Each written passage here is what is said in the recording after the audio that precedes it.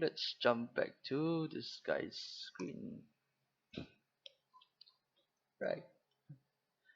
So yesterday we covered sections with transitions and as well as different type of mapping. Okay. So today we're gonna do more on the projection part. Right. So let's jump back to track 1. Okay, so what I'm gonna do now is I'm gonna add screens. I'm gonna add one more projection surface. So projection header. Let me know if you guys my voice is not loud enough. I'll speak louder. Thank you. Projection header. Oops. Sorry. Testing.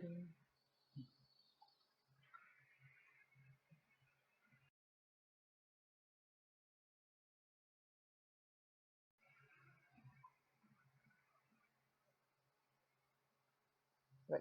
So create a new projection header.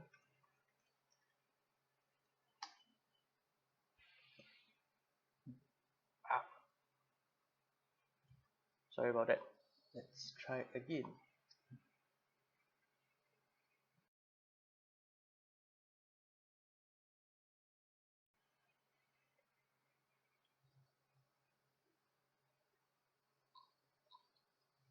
Okay, let me just duplicate this. Alright. So let's say 10 meters. This will be maybe 20 meters by 2 meters high.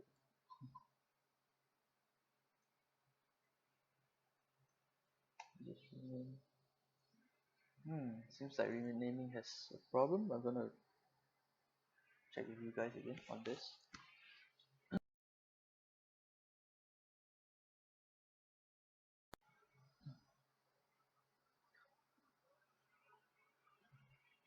Okay, so let's just leave it as it is. Right. So for projector wise, we always have a default projector. If not, you can actually go to stage and remove them. Okay. So to remove anything from the stage, basically just drag it to the minus sign and then it will just disappear. However, it will still be inside the existing created library. Okay, just bring it back, just left click and there you go. Right, so we're gonna add 2 more projectors, so to target the top projection to screen.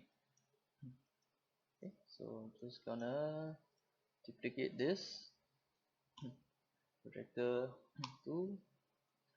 Okay, so projector always have this tab as well. Then make sure you on the resolution select key in the correct resolution of your projector. Some I think now most of the day projector is always at native 1610. Yeah, so if 1610 we're gonna just put 1200 because this will actually affect the output later on. We're gonna show you. Okay.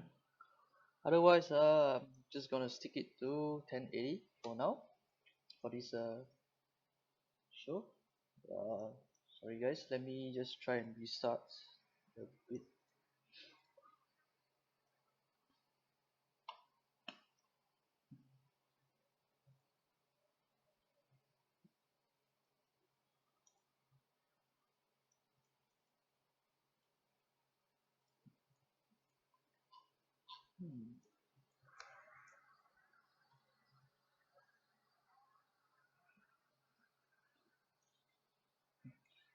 Not sure why it's this happening. Maybe it's because of the stream, that's why keep.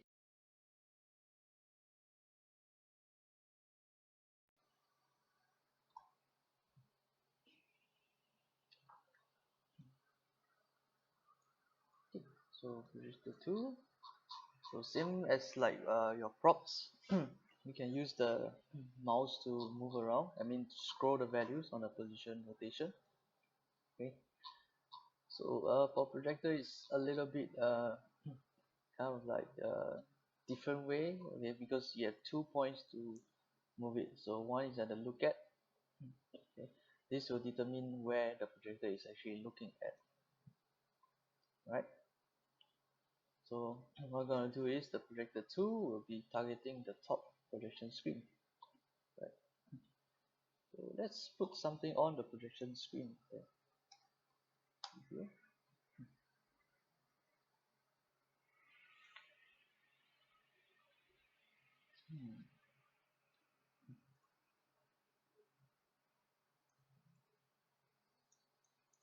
Something wrong with my computer today.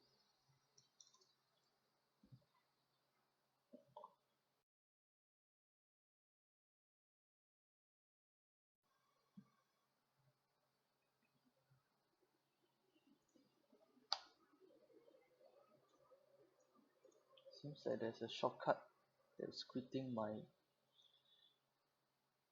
stuff.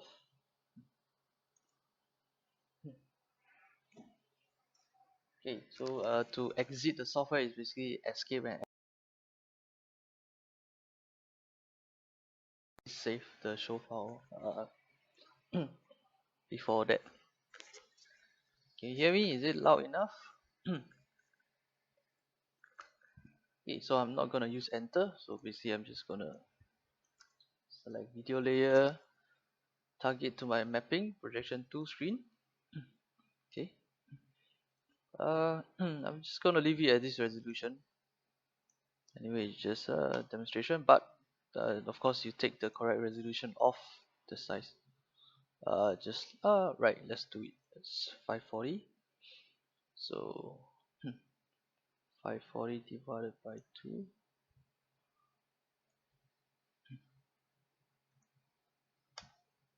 So this should, sorry.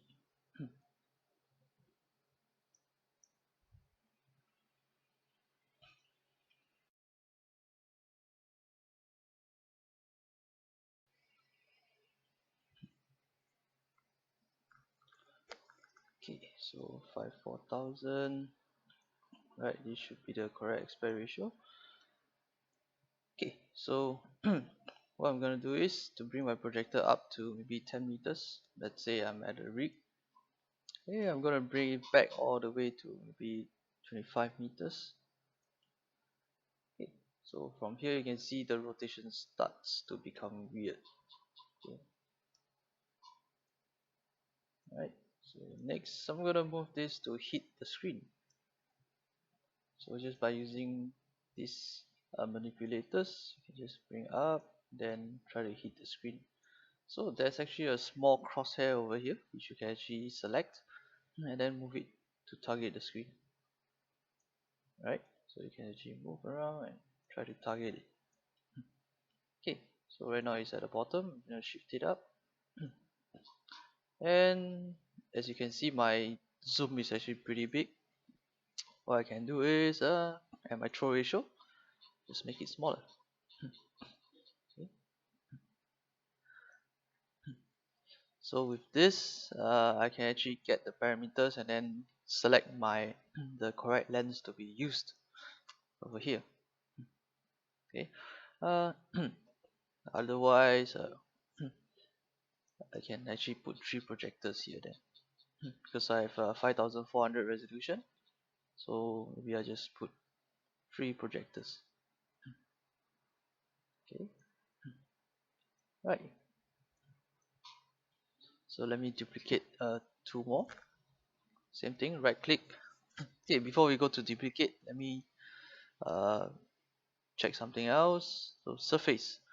Always have to select the correct surface for projection. So let's say right now this projector 2 is actually targeting projection 2. I need to make it targeting projection 2 instead of projection 1. Okay, so what I'm going to do is just remove this, add in projection 2.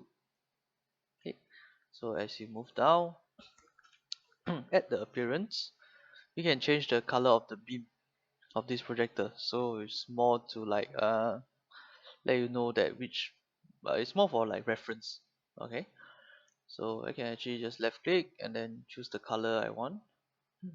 I'm gonna stick it to this color. Okay, then next, your projector lumens. This is I try to put it in as well. Because later when we do projection study, this will actually affect a lot of the values over there. Okay, so let me maybe put a 25,000 lumens then. Okay, next I'm gonna duplicate the projector because I know that these three projectors will be the same, right? So projector free. Okay, then because I want it to be a center, so I'm gonna put 0, and my lookat will be at 0. So lookat is always the value in front, which is the crosshair in front over here. Where is this fella? Yep. So you can see I selected the crosshair. This is the lookat value, which means the position is actually moving the the virtual projector, and the lookat is where the beam is gonna hit on your surface, right? Okay, so because it's duplicated, so I don't need to change any configuration. All my surfaces are correct, as well as my lumens. Okay, so next I'm gonna duplicate one more for the right side. So right click on the projector 2 because it's gonna be on the opposite side, so the values will be the same. Okay, so duplicate a projector 4 from negative to positive. So right now I have 3 projectors on this single surface. Okay, right. So another way to move the projector together, if you want, holding shift, you can drag and select the projectors, and the center guy will be the will have the axis, the gimbal to move it around. Okay, but of course you always try to have a fixed distance because we should know roughly where we want to place rather than just guessing game pulling the projector around the space, right? So I'm gonna just stick it to 25 meters. Sorry, keep pressing the escape. Not sure why, but I'm gonna check it out later on during lunch.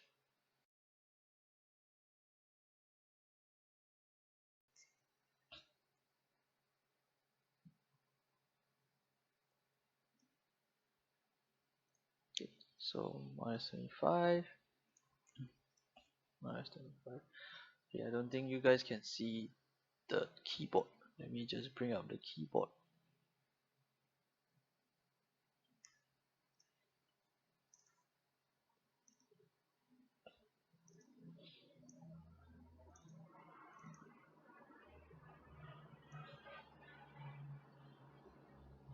Right, so now you guys should be able to see my keyboard.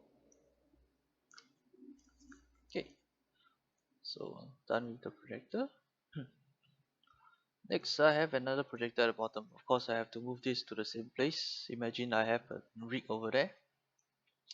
Same thing, I can actually shift select if I'm not wrong. Nah, just click this and then just bring it to the screen. Okay. So this will actually shows that where your projector beam will be casted to the surface. So I just put it roughly in the middle. If I can fix it at a correct angle, then I'll just fix it. So I'm gonna put it to 5 meters, and then for this example, I'm just gonna throw a straight projector as well.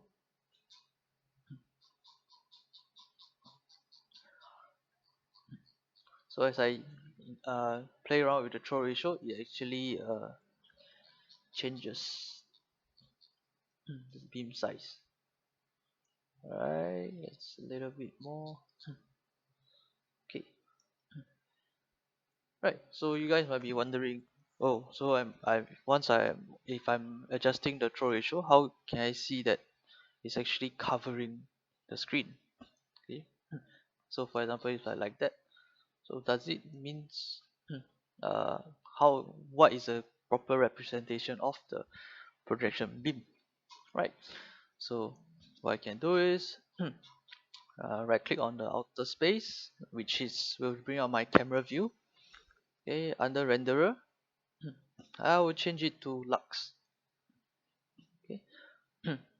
So on lux, you can see the overlapping of the projectors on the surface. Okay, so if it's too bright, just bring down the glow brightness and should be able to see the overlap. Okay, right. So on this center projector, we're going to scroll down. If I zoom in, you can see it's getting smaller and smaller. Although it's very hot, okay, but it's actually fine because we're using a 20,000 lens. So lumens the projector, that's why it's very hot in the middle. So maybe I can increase the white point. So I can you can play around with all these values and then you get different results to make sure that it sees properly. Right. So once I increase the throw ratio of the red projector, you can see that it starts to bring up and cover the screen. Okay. So for overlapping on the top projection 2, if I'm going to bring up the projector left, see if once I play with the look at, just select and then you see a drag, you should be able to see the overlapping area. Okay, so yeah, you try to make full use of the pixels over here. Okay. We try to get as much overlap as possible.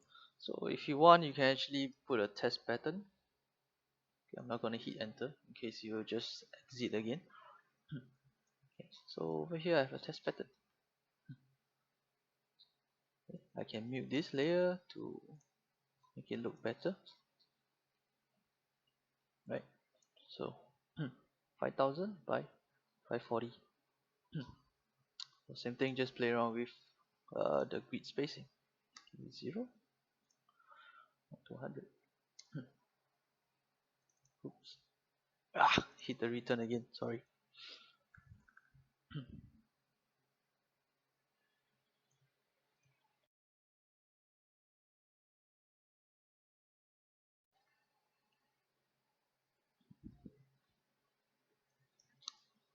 Okay, let me just mute this and go back to 12. Okay, so from far you can actually see the overlap area if you want to do calibration or what. Right, so yeah, so this is for if you want to see how much, roughly how much overlap your projector should get. Yeah, this should be a good view for you to see. Okay, right. So the next view we have is view, same thing, right click at the space, bring up the renderer, and you can change to heat map. So heat map is where we can see uh, how hot the surface will be based on nits, or if you can change to lux. Okay, so nits will be affecting the LED screens. Okay, so you can see your LED pixel and LED screens, how bright it is, because even on the LED screens there's actually a nit value. So you can see the brightness over here. Yeah, so this one you can actually change based on your LED screen spec. So using this will give you a better calculation of the environment lighting, how bright your LED screen should be if you were to use that particular screen, or if you need to change to a better one, why. You can actually convince your client to say, hey, this is actually not bright enough, we need something brighter, a more powerful LED screen. Yep. Okay. But most of the time will be I prefer using illuminance because I'm more concerned of the projection surface, right? So let me just close this. Okay, so you have this heat map bar over here on the right side. Okay, let me just bring it to the middle. because my face is blocking. Right, so with this I can check the minimum lux, okay, and the maximum lux. So let's say my maximum lux I want to achieve is about 600. Shit, I press again, sorry guys. Always that enter key.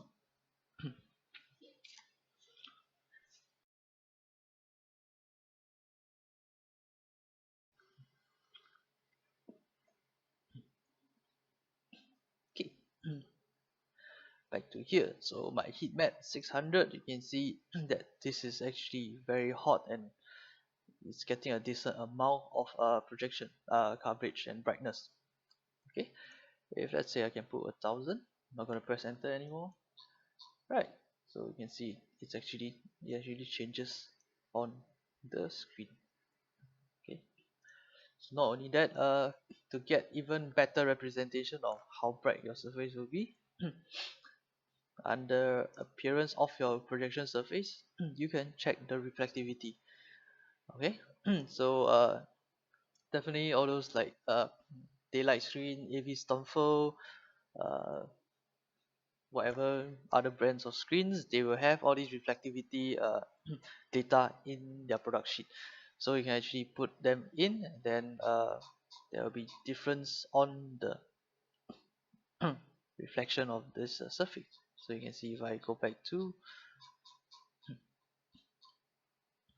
maybe one, doesn't change much, but yeah, but all this should be able to count. Right, this is more for lux, sorry. So if I put, sorry, bear with me, let me jump back to lux again. So on the reflectivity, it actually changes and show you how bright it should be on your surface. What's the color you're gonna get roughly on your surface based on the reflectivity of the screen itself.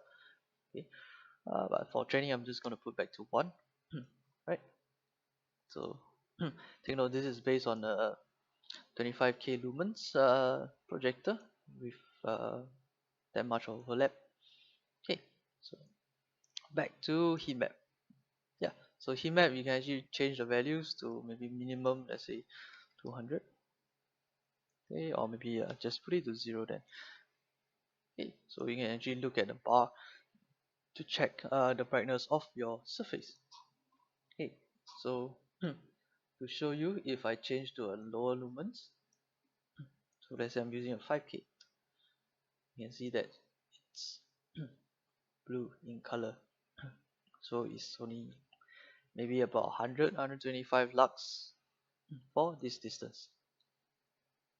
Okay, so let me just pump it back to 20,000. Right, okay, let's put it back to schematic. So during show and stuff, once you're done with heat map, you can always I'll recommend you guys to jump back to schematic view. Reason being, heat map and lux view is actually taking a lot of rendering power. Okay, so this will actually affect your performance on the output and stability of the machine if you want to if you are running a show. Right, so you can actually monitor the FPS of your machine at the bottom right. Okay, a special case for designer, you doesn't matter if it's 60 or 240, as long as it works, it's fine. It's more crucial for the machines. Okay, so like if you change on your project setting to be 50, over here should reflect 50 also after you apply the settings. Later on I will show you guys on that. Right, so simply we have set up 3 projectors and 4 projectors that's targeting the screen.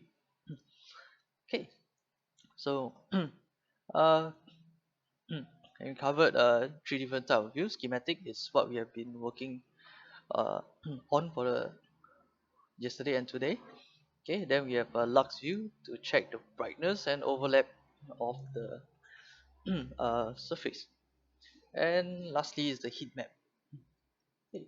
So heat map wise, there's one more thing we can do with the heat map is we can actually export it out as a projected study. So by clicking on projected study, I can select light, which is luminance. Luminance will give you nits value. Illuminance will give you a lux value. So from here, I can rename it. Okay, revision and give a comment. Once done, export projected study. Right. So when I go to my disguise root folder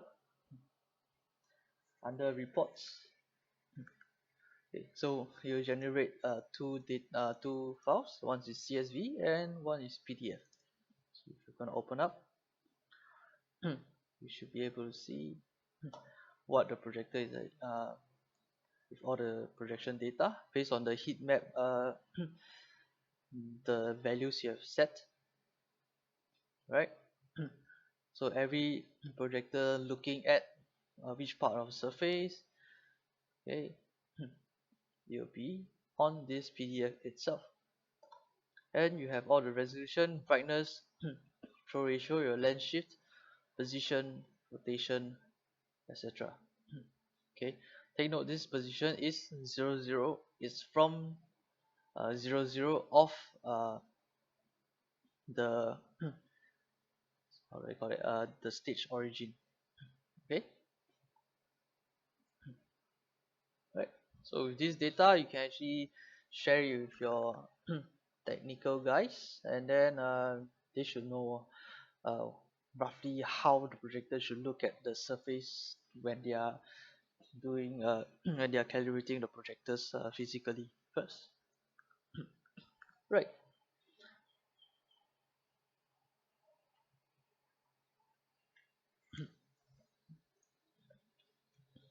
Cool.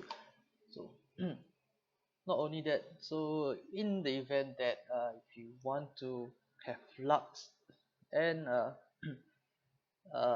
do I say the heat map cameras, okay, so if we on an external monitor for extended view, you can do so as well. So what you're going to do is under cameras, let me add two more cameras. So one is lux, I'm going to hit enter. So lux, is going to zoom out, okay, roughly this position. Then I'm going to change it to uh, lux.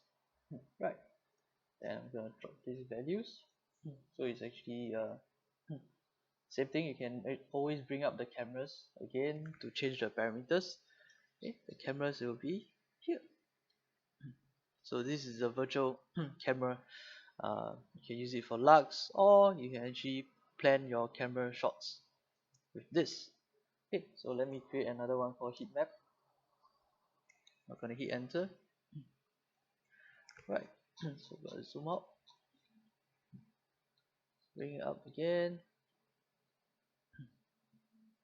Right, roughly the same place. Heat map. Okay, then I'll change it to illuminance. Okay, so unfortunately the bar wouldn't show over at your virtual camera. It only shows on the master screen. However, if you know how much your you have set the values, so you can actually print this out or stick it somewhere. Or just remember in your mind that, oh, okay, we are gonna target like maybe 500 lux or something. It should be green like this, right? Okay, jump back to schematic. Okay, let me create two more cameras, and then just to show you that we can actually place them in the stadium. So in the event that the directors or broadcasters want to get the shot, so maybe front face cam, right? Put it up. Okay, so right now you can see the camera is actually in front of this fella, but it's not what I want. So I'm gonna bring back all the way to where the camera director can actually place his camera, which is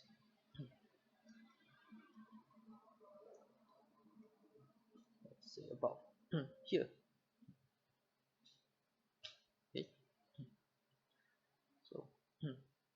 I can actually use the values over here as well. Right, so 8 meters.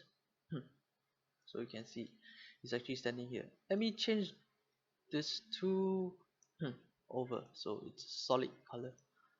Okay, so right now you can see my direct camera guy 1 is standing here, front facing. So over here I can right click back again. So the resolution of the camera, just leave it at HD. Otherwise you want a 4K, go ahead, change to 4K. Right, then on the FOV you can change this. Okay, so all these the camera director should be aware of, so we can actually pan and tilt. Okay. So from here you can actually capture the shot.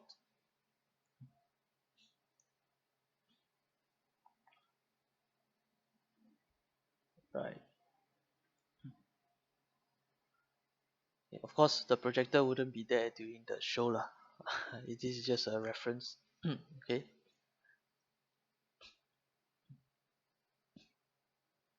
Where did my camera go?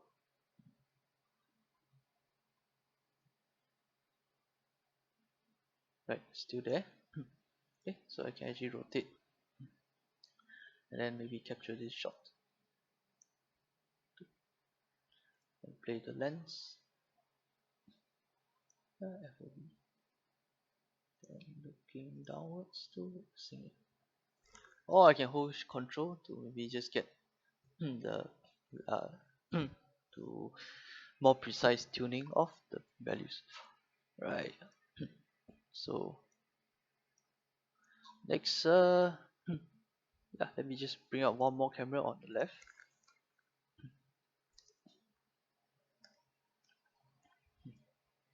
Okay, so same thing, I'm gonna track all the way back, maybe 8 meters as well, to left.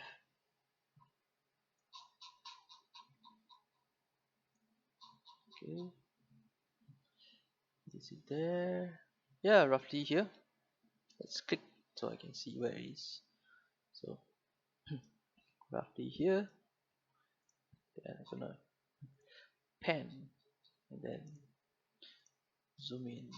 Hold shift, you jump in the power of 10 for the project for the values. Right. Okay.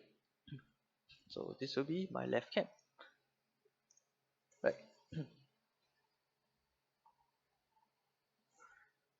So with so many cameras placed, I can actually send it out to an external screen as a multi-view. Okay, so when I go to feed, I have my output here. If you have a 4K screen, so 3840 by 2160. Right. So you can see once I add cameras, you have lux. Cameras are labeled as transmission. So this feed is where we're gonna send our outputs to the connected display, be it projector, LED screens, or will be done here. Okay. So how do I place them here? I can hold alternate, drag, okay, to target to this output. So same thing for heat map. Okay. So you always snap to 0, 0 first. Then of course you can actually move them out. Okay, then my front face camera. Up. Another one, my left cam. Then I'm gonna put it to the right side. So imagine this is a 4K screen. So the guys can see the camera directors can look at how the shot will be at this position. Same thing if you bring out your camera, let's say my left cam, I can still move around and then they can see, should I get this shot? Is this a good location to capture this kind of shots?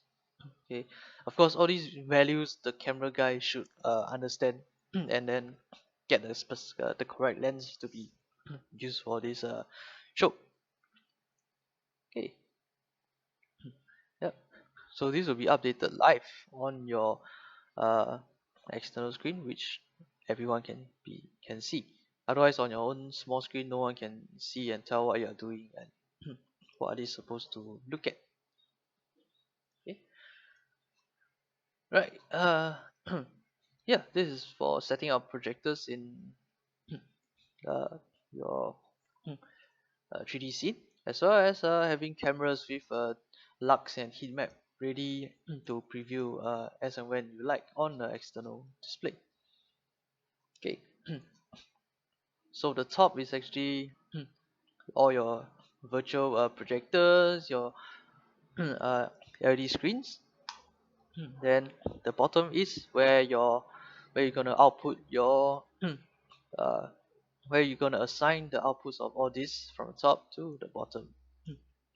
Okay, there's one more thing I want to show you guys before I move on to here. Right, so same thing. Any questions? Feel free to leave it on the live chat. Then I'll get back to you guys, or if yeah, Lawrence sees it, he'll help me to reply. Cool. So yeah, I'm gonna quit this and I'm gonna show you guys another show file. Something that I think this guy is very good at. Okay. So all these files, you guys can feel free to open up and see what it's actually uh, showing or and stuff. So you can actually go and run back and review this if you want. Right. So I'm gonna show you the content management. Okay, so this content management is not really like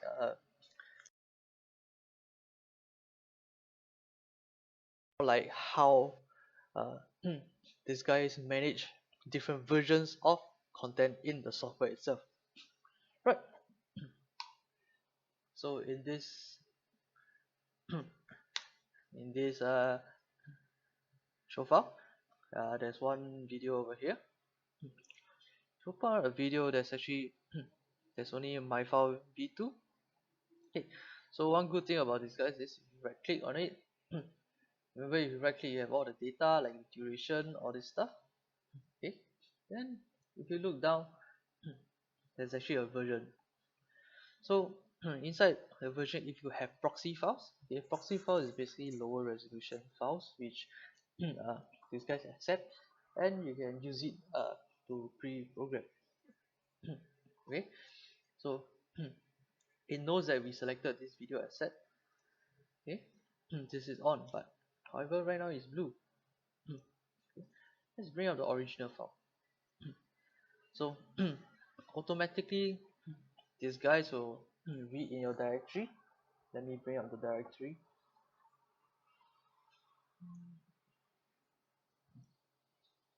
So under my objects, the video file, video. Right. So for HEP files or DXD file, you might not be able to see the thumbnail over here. Okay. Let me view by list. Right. So you can see my file MOV. So I have a version 1. This is the original version, which there is no versioning at all. Okay. Then there's V1. Okay. I can open up and show you. Okay. There's really not much of difference in V1. Okay. The only difference here is there's proxy.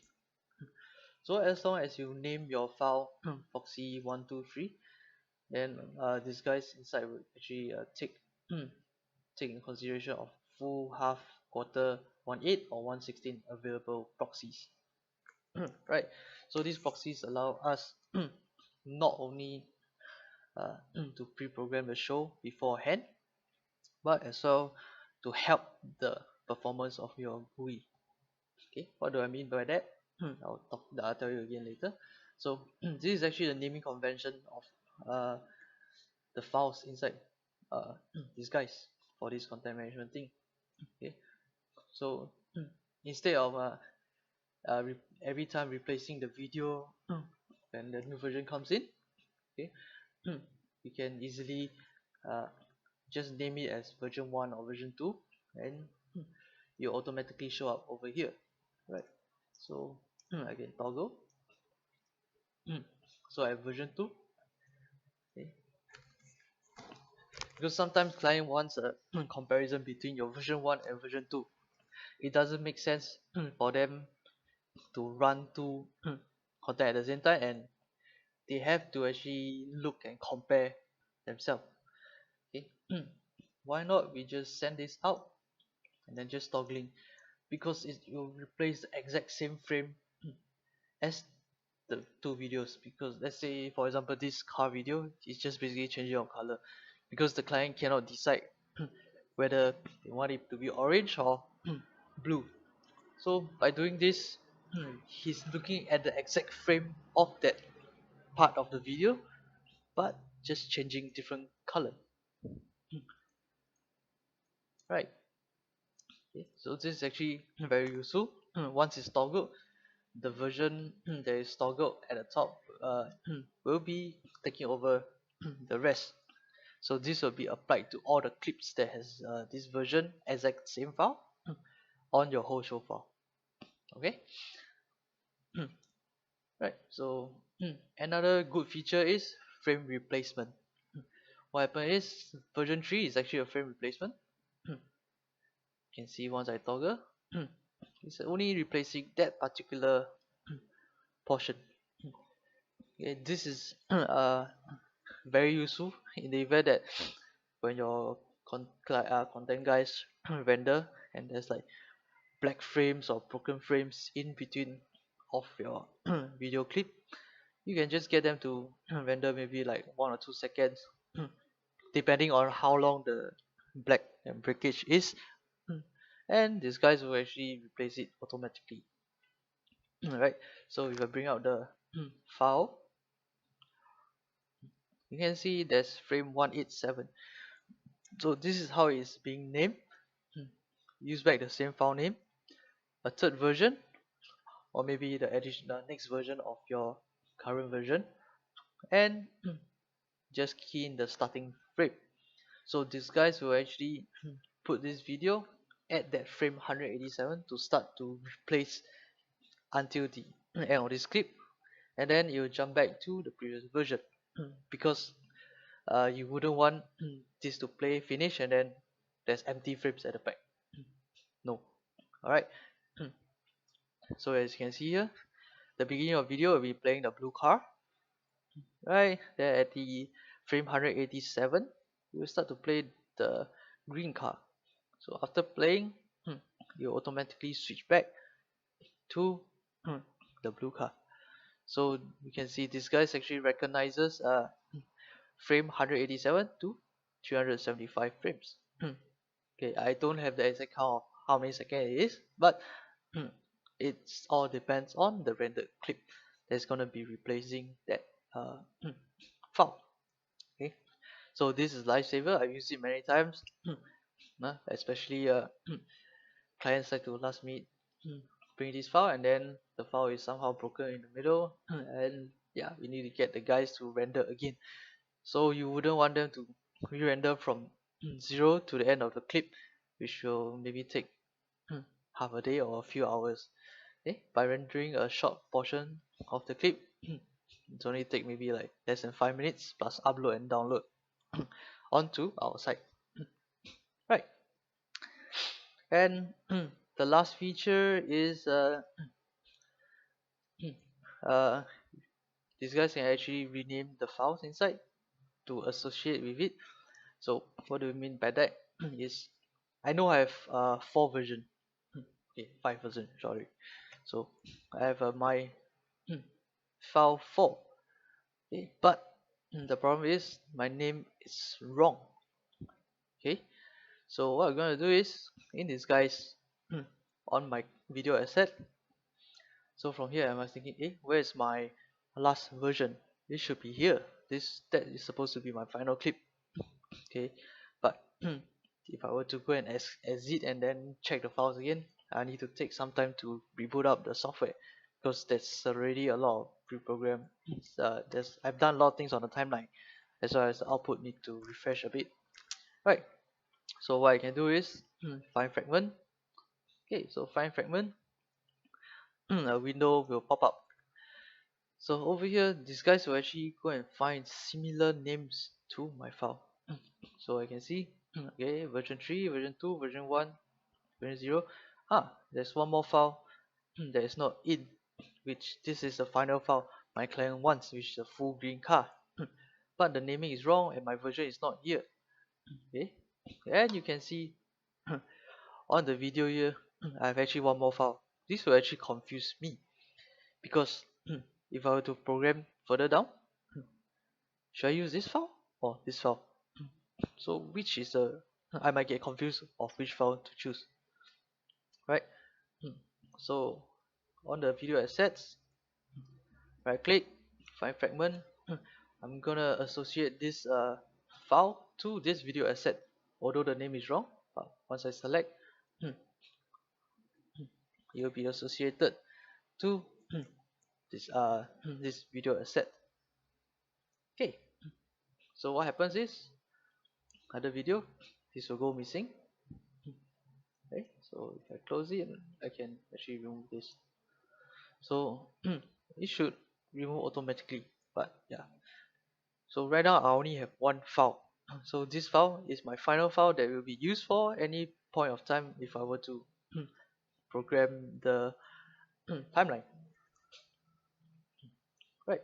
So this video is it. Same thing if I don't want that, just toggle it off and then okay. Cool. If I want to remove this, I can uh just edit fragment. Then remove this. Oh, can rearrange as well if the thing is wrong. Okay, let me find fragment again. Oops.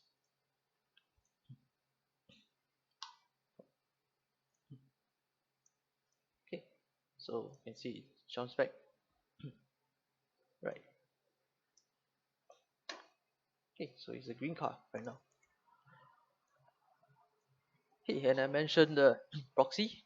So these guys can actually generate their own proxy. It's actually more for optimizing the GUI. Okay, so at the bottom right, if you right click, you can see there's a proxy maker. So by default, not every time we'll have time to make a proxy files, right? So usually what I do after a show or maybe a rehearsal, when I'm going back, I'll just do this proxy maker. So basically left click, the GUI will just the software will automatically make proxies, right? But you can't take them out. It's embedded inside this whole show file. Okay, so you can see the timing. Just leave it overnight to let it run. You'll just create the proxies by itself. Okay, so why proxy is so I think it's a additional point for these guys, because right now if I'm actually looking at this, my content is 1800 by 180. Let's say a 1080 clip. So if I'm looking at this, it's 1080. If without proxy, even I zoom out, the clip will still be rendered at 1080, right? So if my I have a lot of clips running again, then you like 1080, 1080, 1080, maybe 4K. So everything will be rendered at full res, which will stagger down my performance. Okay, so with proxy, it's actually very smart. As long as you are zooming out to as small as possible, these guys will automatically take the lower proxy to be playback on the screen, but on the output you'll not be affected. You'll still be playing at full resolution. Okay, cool.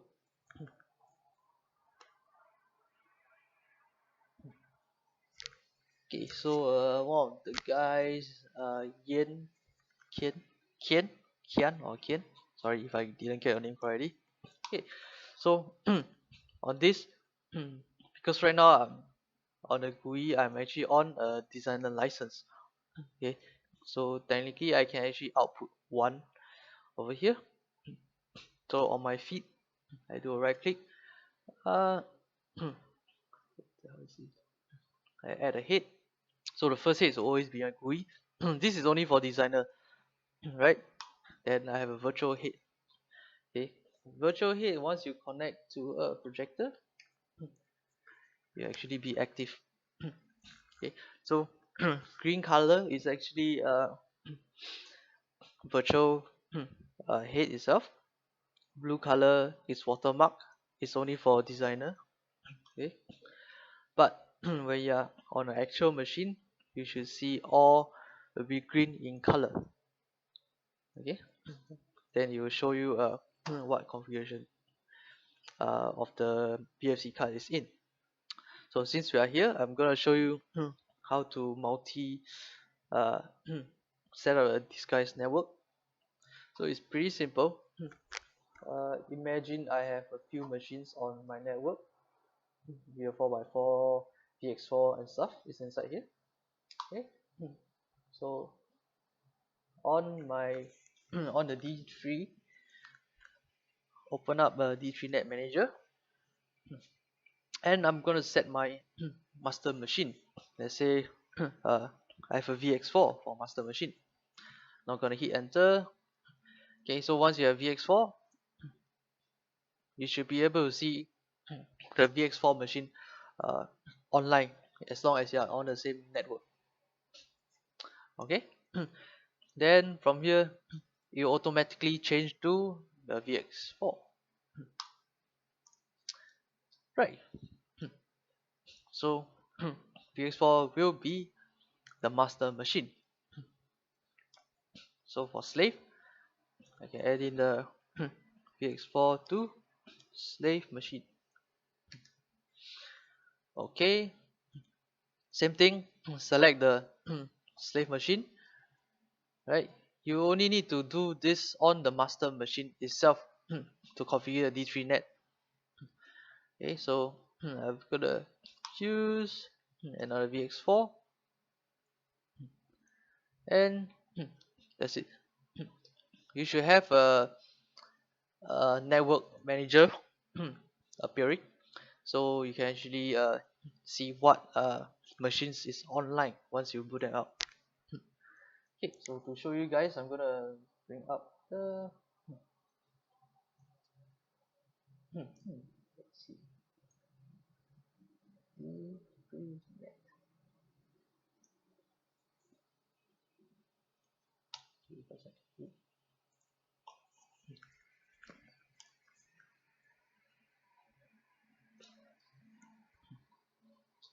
Okay, so setup.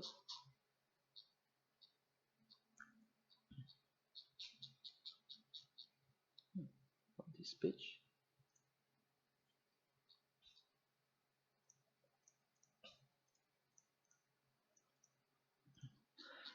Sorry, I don't have a actual full machine to show you guys what it actually looks like.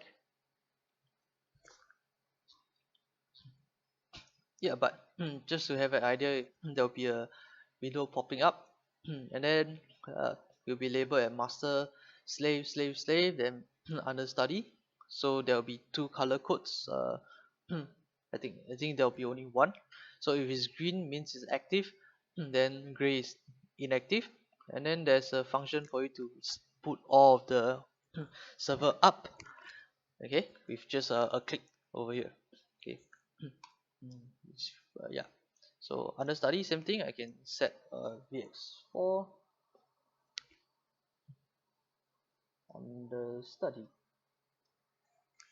Okay, so same thing. This is just to simulate. Then of course you set your machine name, right? Okay, so so for this guy's understudy or backup, how these guys do backup is as long you have one machine that has the same output as the other machine. So let's say right now I have 3 VX4. Okay, so my understudy is so I'm using two for outputs, master and slave, and one understudy. So whenever either one of the machine, be it master or slave, fails, the understudy will automatically take over either the machine that is failed. Okay, without any switching toggling required to take over. Of course, if you want to force it to take over, you can do so as well on the network tab, which I don't have it here. Okay, so fail over, we set to 5 seconds. Then of course we need to configure the matrix preset. Okay, so even though I can add one more machine. Let's say let's do a 2x4 Pro. Right, I have a 2x4 Pro. Okay, so this 2x4 Pro live in the same network.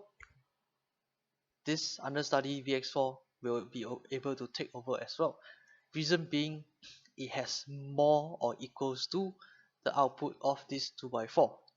Okay, so this guy's backup is different from other servers, which they require one-to-one backup, if I'm not mistaken.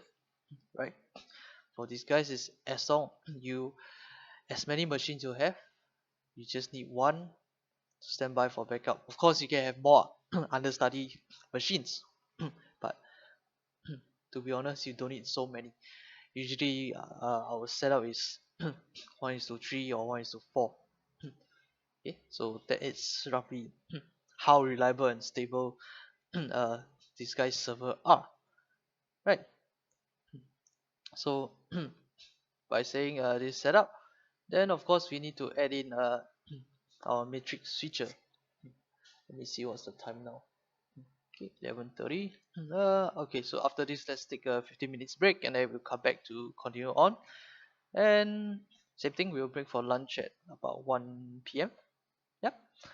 So we obviously need to have a matrix switcher so that we can auto trigger the change between different presets, or maybe understudy fail, we will actually take over it. Okay, because the understudy will actually send a command to trigger the preset of the switch.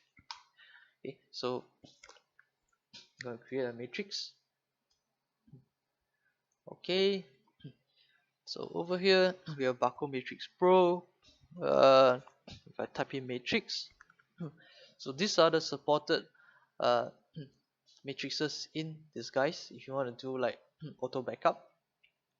Okay, uh, most of the time I always use Lightware, so just gonna go for Lightware.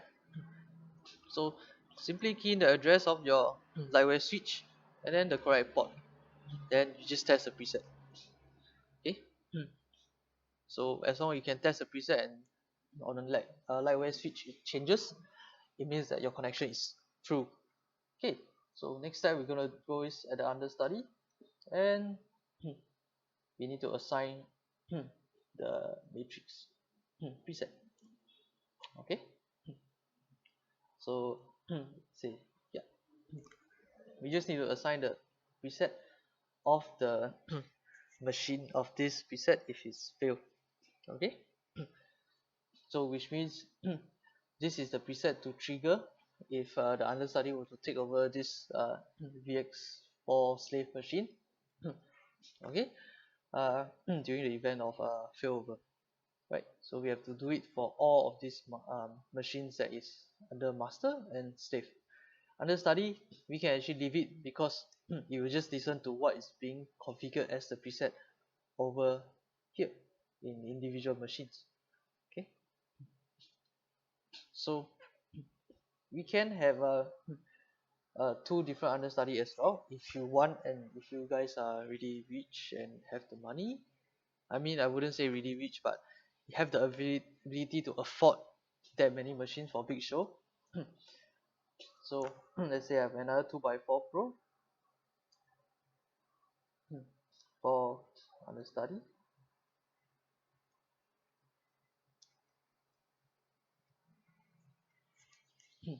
Okay, Okay, so same thing, I'm gonna, yeah, so add in the host name, which is your backup 254, then choose 254. Right, so definitely this 2x4 Pro can't take over the VX4 in any series. No. So what we can do is open up. We can set this to target only that specific machine. So this 2x4 Pro will always listen to only this uh, slave 2x4 Pro. When it fails, you only take over that particular machine. It won't take over any of the VX4 that is online. Okay, so if you are doing this, make sure to do it for all the other understudy. So I have to target IVX4 and slave. Okay, so that will be for the D3 manager. So from here you can using just one master unit. Okay, I can just assign this out. But yeah, because right now my machines are not online for the master, I can't uh, assign them. Okay, so we can actually pre-assign all my outputs to where, and then yeah, once you plug into the machines up, once it's online, all this will be sent out as per is. Okay, so and also at the bottom right, you can see all these red dash dash dash. This shows the health of the machine. If it's inactive, then it'll be red. If it's active, you should be looking at green 60 or 50, depending on the refresh rate you have set. And blue color will be for the understudies, right? Okay, same thing. So now I think most of you guys should have the license with the designer dongle license. Okay, so what happens is once there's a network session, we can actually join in the session with the same file and then work together to configure the timeline, manage the outputs, do calibration. All these will be updated real time, okay, instantly. Okay, right. We have tested using Wi-Fi in the stadium, and the connection is pretty good. I can say uh, a little bit lag, but still manageable. Yeah, you still can get things done. Okay, so of course, if you can get a LAN cable to your editor, which is on the designer dongle machine or laptop, that would be the best. But otherwise, Wi-Fi works as well. Okay, but for networking between actual machines like VX4, the hardware, do use a hard cable because we don't want any connection to be dropped during the process of programming and during the show. Okay, so yep, cool. So we'll leave it here for now. Uh, same thing. Any question? Just drop in the chat. Let's take a 15 minutes break. Let's be back. Okay, let's do a 15 minutes break. Yeah. So we back on 11:50. Right.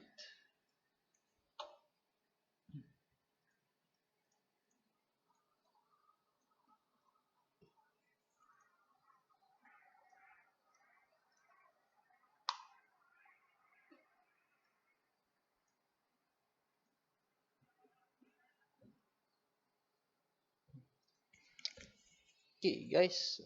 Let's continue. We'll hit to do uh action. Okay. I'm gonna use a new show. Uh, yeah. So after this projector calibration, we should be able to break for lunch. Right. So you can see on my live feed, there's actually a styrofoam box. Okay. So I'm gonna use this screen as a gauge for the styrofoam box. Right. So this fella is actually 3.12 meters by 2.12 if I'm not wrong. Okay, or I actually have a 3D model of this node. Let me just copy the object in.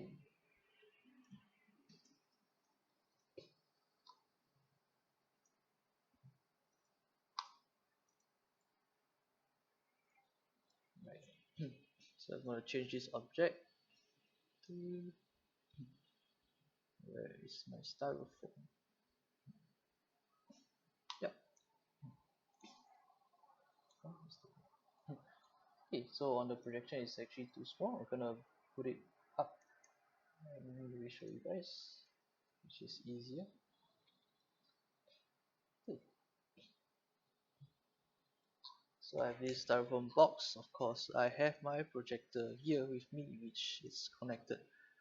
Okay, so before doing any calibration, of course, I need to put in my content. So let's put a video. Okay, of course, target to my surface. Then I'm gonna put this color test pattern onto it. Okay, so Ctrl Z. Okay, right now it's actually facing the back because my UV mapping wasn't done correctly. Well, no worries, I can put back only. Right, so right now I see this, and I always like to double check my surface to make sure that this is targeted to the correct screen. Okay, next step, I'm going to head to my feed. Okay, so as for my designer, I only have one output. I can't have more than that. Okay, reason being is licensed. Okay, and there's watermark. So if you guys are at home with a designer dongle and wish to connect to maybe a TV or a projector, if you have, go ahead and go to feed, add head, and you can create the output resolution over here. Okay. So once done, first things first is to target my projector into here. Right. So you should be able to see the projection on my output camera. Let me just check to see whether it's visible to you guys. Yeah, I think it's pretty visible. So there's two ways to calibrate this projector. Okay, one way is to right click and we have the manual calibration. Okay, I know my projector is flat out straight. Okay, so what I'm going to do is I can play with the look at. So by scrolling the values, okay, now it's jumping 0.1. I can hold control and it will jump at 0.01. Okay, so manual calibration, which means I'll use the virtual to actually move the projector inside to look at the surface.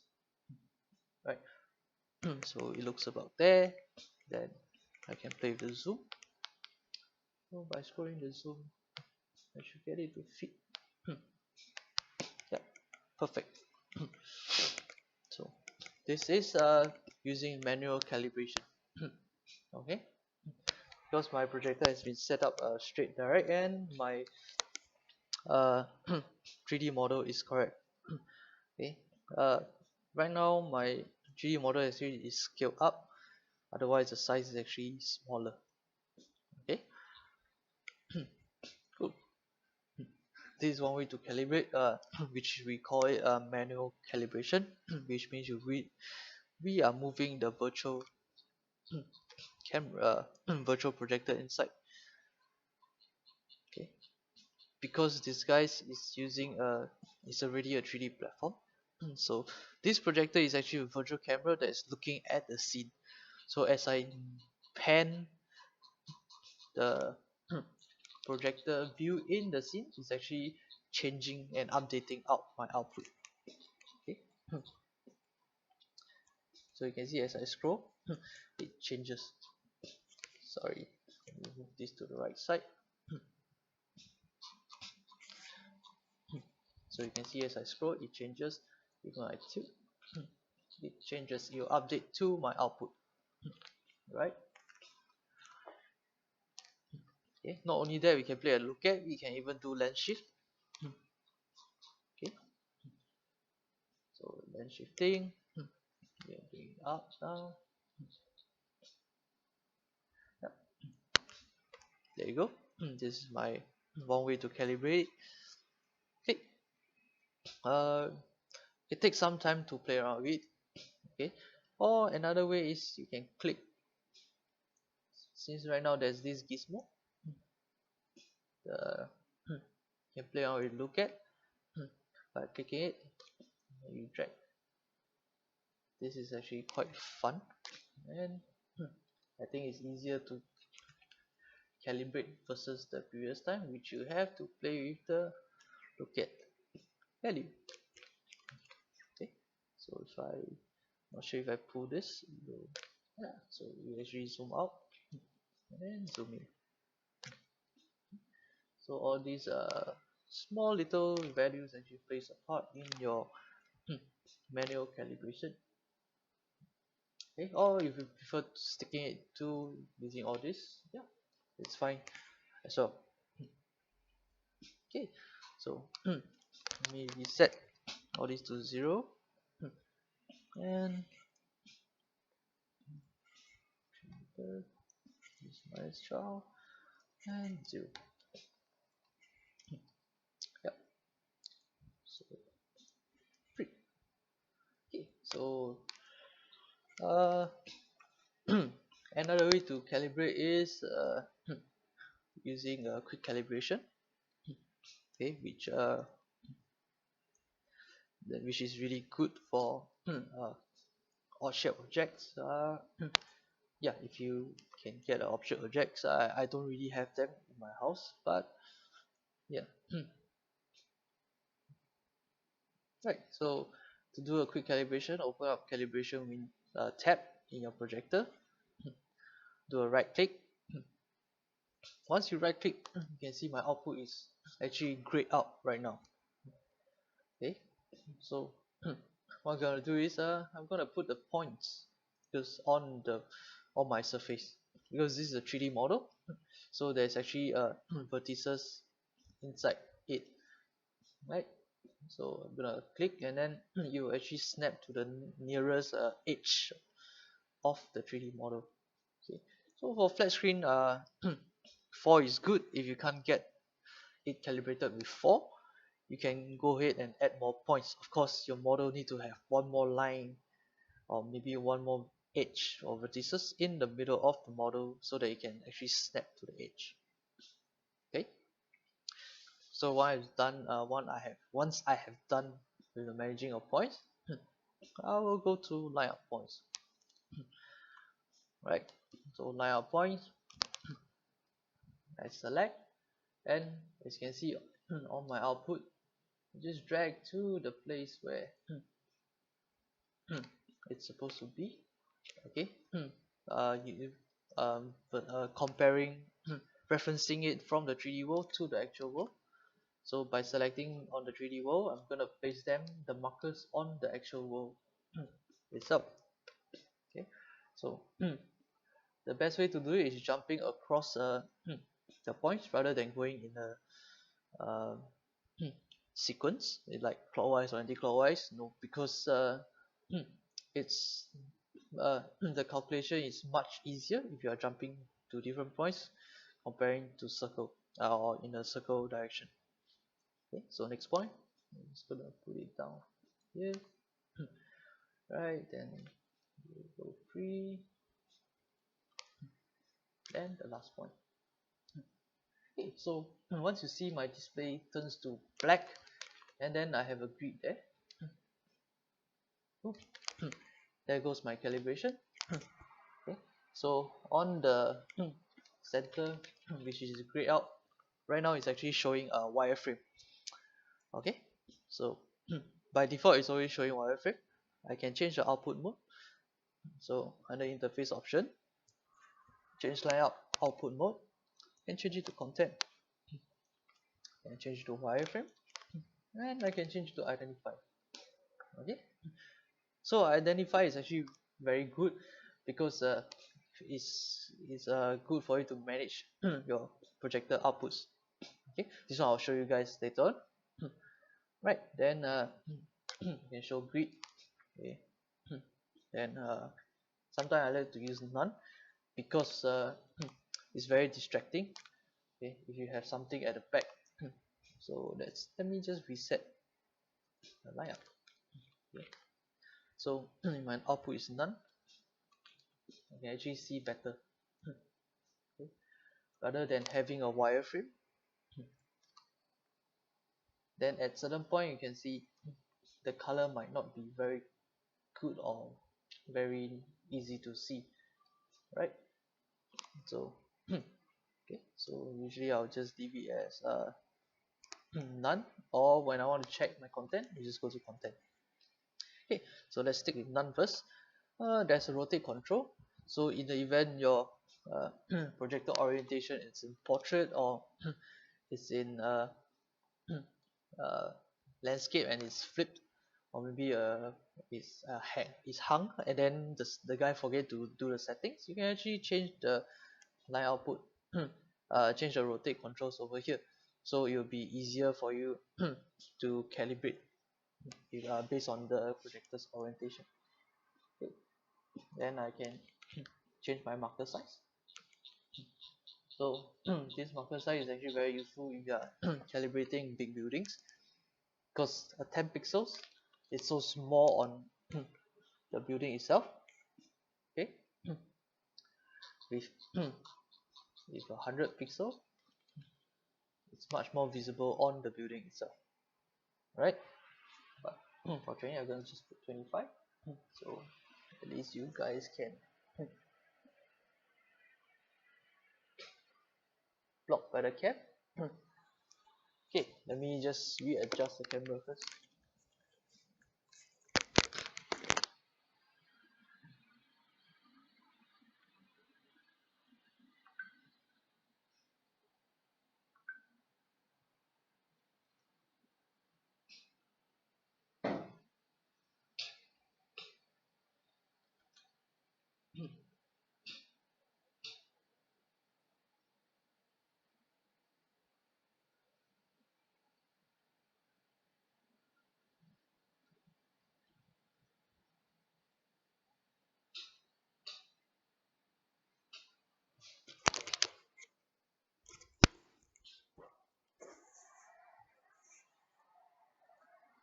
Oops, sorry guys.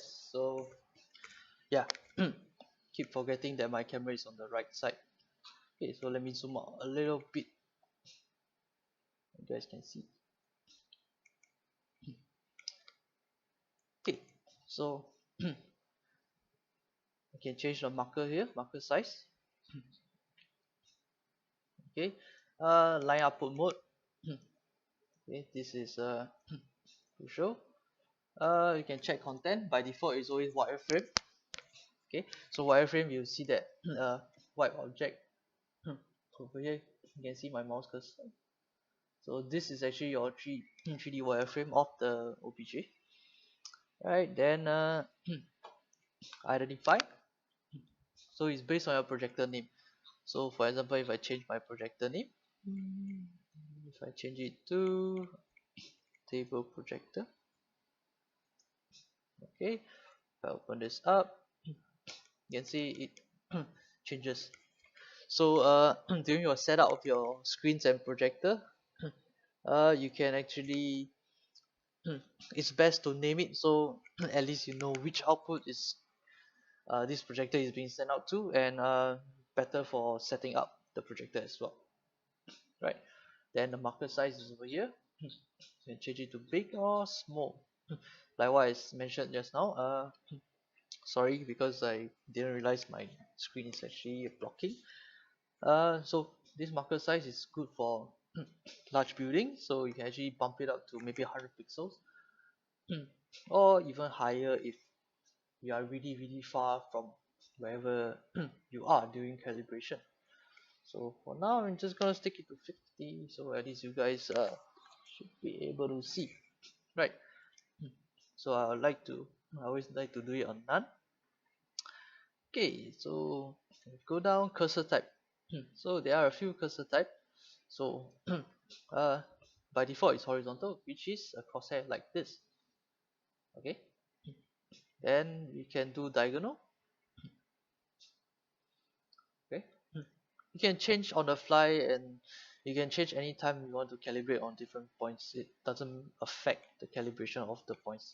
Okay, it's more for visual aid for you to calibrate your projector. Okay, sometimes you can do horizontal line. Not sure if you guys can see this horizontal line. Okay, and the other one is diagonal lines. Cool. So let me just change back to horizontal. Right. So you might be thinking, right now it's like pinkish or red. Okay, which is not visible to some surface. Okay, uh, what you can do is go back to the projector appearance under color, change it to green. Green is always the brightest color. So go back to my configuration, and now you can see my calibration cursor becomes green. Okay, which is much visible at a certain situation. Okay, so yeah, let me just quickly put this back into place. And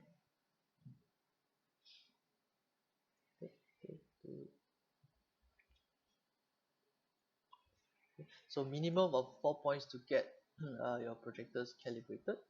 So you can see once I have 4 points, uh, at least 4 points, my screen turned black, and okay, right now it doesn't show because I'm on the none. So I change the content.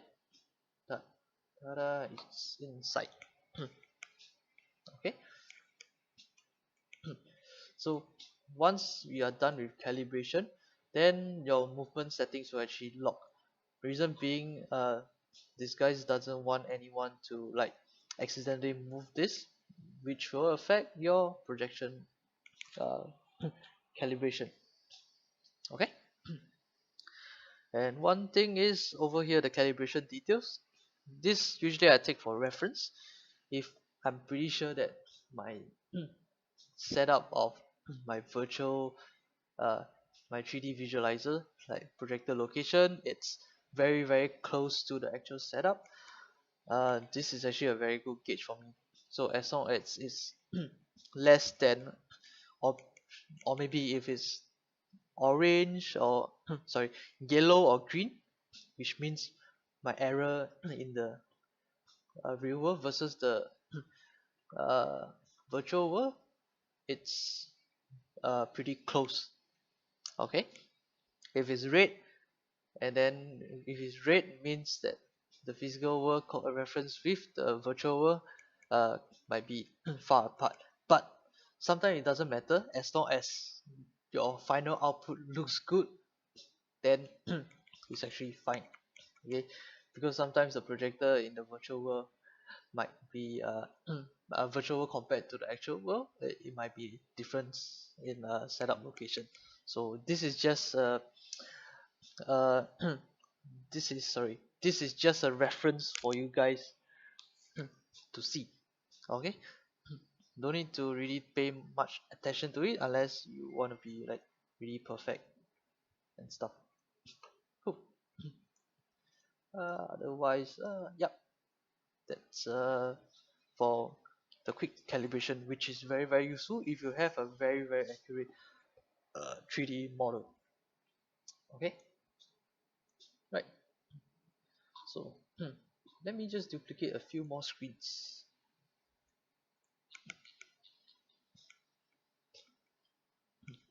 Or in fact, I'm just gonna put this up, and then extend the width.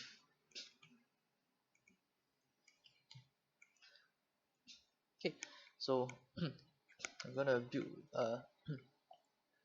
make two more projectors.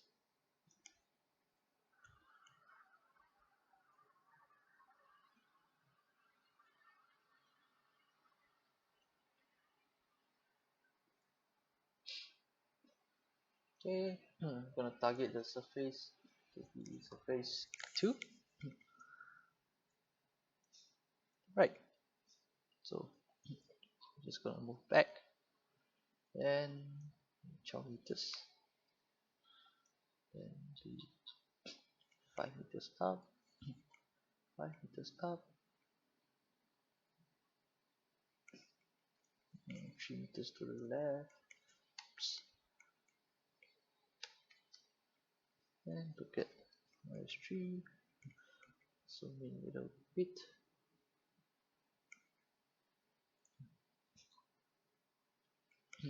Okay, make another projector 2, 3, 2.4. Okay, so I can right click, then to make sure that oops, it's not overlapping enough. Let's mark bigger, be a 2 throw ratio lens, make the overlap more. Okay, same thing, I throw in the content to it.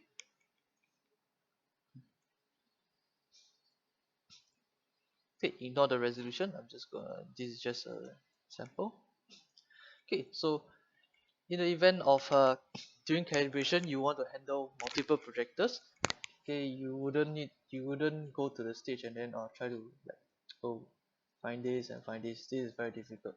There's actually a projector list which you can open up to see to take a look at all your projectors by holding Control P. There's this projector list.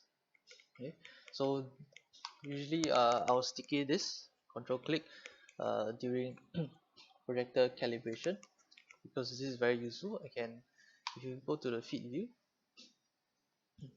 so from here I can actually toggle the projector to be muted because you want to align one projector one by one, so you don't want the other surface to like uh, distract you or something. Okay, so same for all of this. Okay, so whatever projector is on your visualizer, it will appear here. Okay, same thing on the output. I can select all, change it to identify. Okay, so this will actually help me uh, when I assign it to all the outputs, and on the physical projector I can see what is it showing. Okay, whether the line connected is correct or wrong.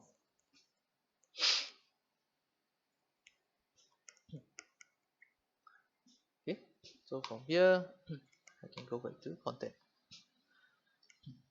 Okay, so over also same thing over here, I can go to source or go to destination. This is to make sure that I'm going to the correct destination. Okay, right, so uh, let's bring in LED screen as well. So if I have LED screen left, so maybe a 4x3 again, 4x3, 2, 3, 4. So if I bring this up, then I'm gonna do a screen right.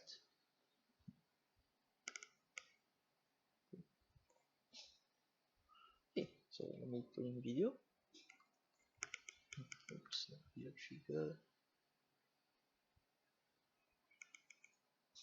Okay. Okay, so I just want to send these two screens together. Oh, maybe not. I'll do one for each.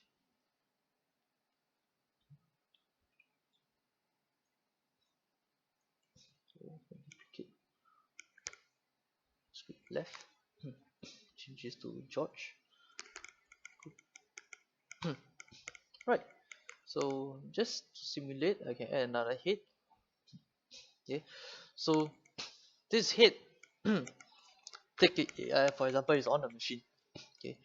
Then you can actually change the resolution of this. Maybe 512 by 512. oops, 2.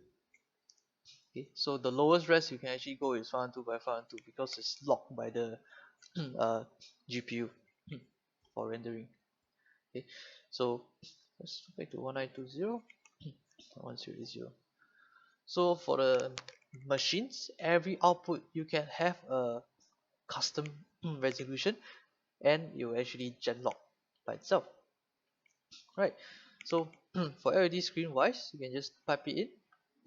Okay, and of course you shift it correctly to like what your processor is actually taking in. Okay, so from here you can actually pixel perfect your LED screens output. Okay, so this is actually 512 by 384. So you can actually mix and match the feeds inside here. Okay, so in the beginning when I mentioned of the refresh rate, okay, right now you see it's dropping frame because I'm streaming and this is quite a heavy software, that's why it's dropping. Okay, so on the project settings, over here your global refresh rate, this will actually apply EDID to all of your outputs. Okay, so if I change to 50, by right it will show red, then I have to apply feed settings, which will force all the outputs of all the machines to be at 50 Hertz. Okay, this is to ensure that it's being gen locked locally and internally. Right, so if there's an external gen lock in, it will automatically gen lock to the external source. Right, so just by clicking apply feed setting, so all of your other machines uh, will be refreshed with the correct refresh rate, like 50 Hertz or 60 Hertz.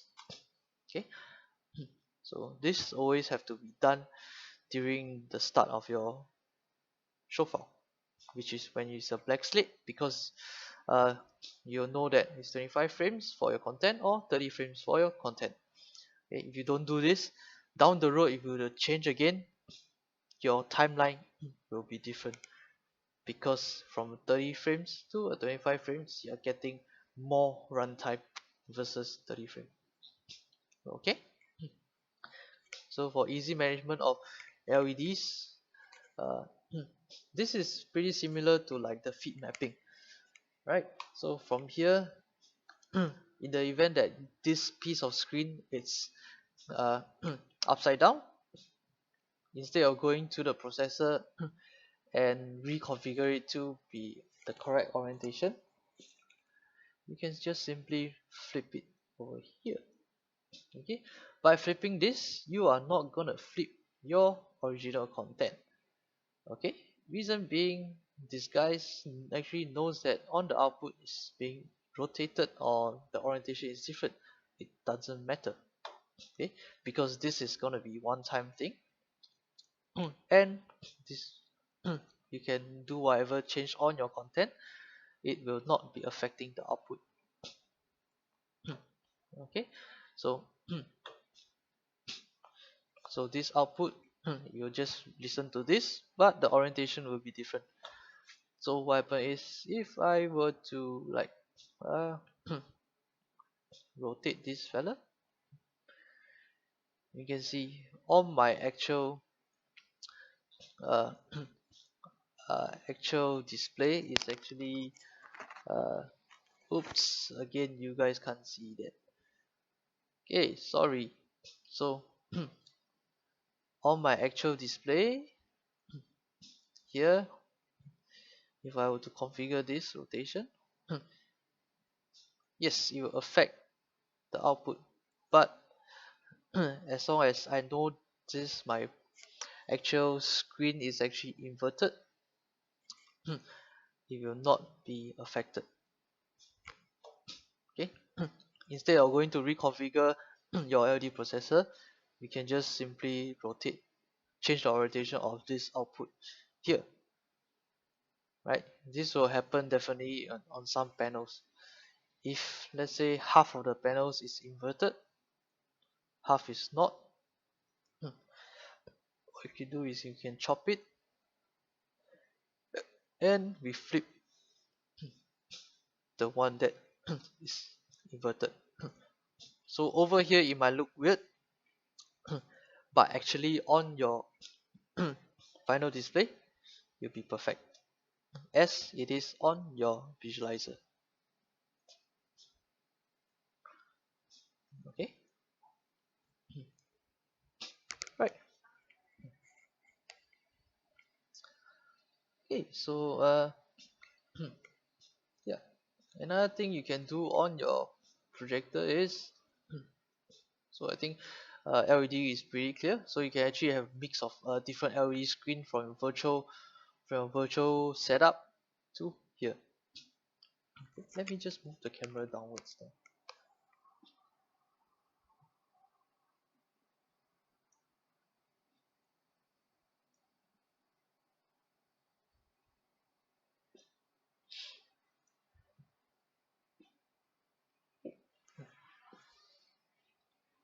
So uh, so one HD output, of course, you can fit to that many LED screens. Okay, and it must be sent from one single processor. Okay, right. So next, we're gonna do some warping.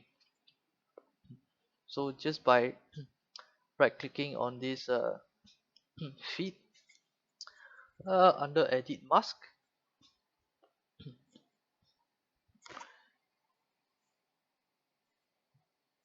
so under edit mask you'll be able to see sorry, edit warp, you'll be able to see this output content.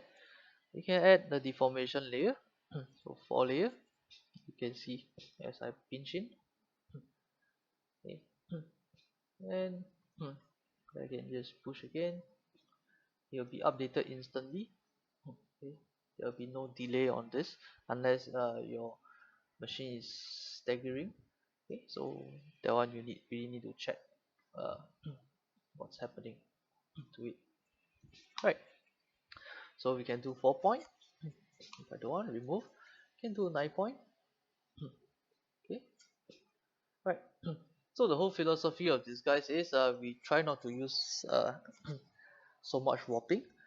Reason being, you most likely have near to accurate uh, 3D model versus a 3D OBJ file.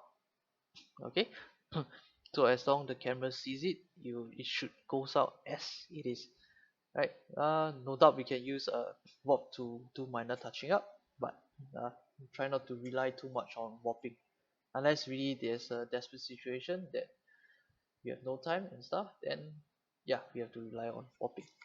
Okay, so 9 point. We can do custom. So custom over here you can increase the width and height, right? Not only that, you can actually scale down to target a specific location, and we can of course move it around. Sometimes you just want just a little bit more points to play around. Okay, but of course you can also stack your warping. So I can add another custom grid. So after this warp, let's say I do a warp here. Oops. Warp in, warp in. Then I can go to the other one and warp again. Okay. So for custom, try not to go more than 4 by 4, because 4 by 4 has a lot of points. Okay, you can see my machine starts to stagger even more right now because you have to render all the warping points as well. Okay, uh, the warping points doesn't show on your output because this guy doesn't want you to rely too much on this. Okay, this is just to fix minor error of the calibration. So you can actually use this green thing to toggle on and off to see your warping, whether it is good or bad. Okay, if it's not good, you can always reset to default and you can always remove them. Right, so let me just add a 4 point. Okay, so you can actually marquee them and then use your arrow keys to move pixel by pixel. right?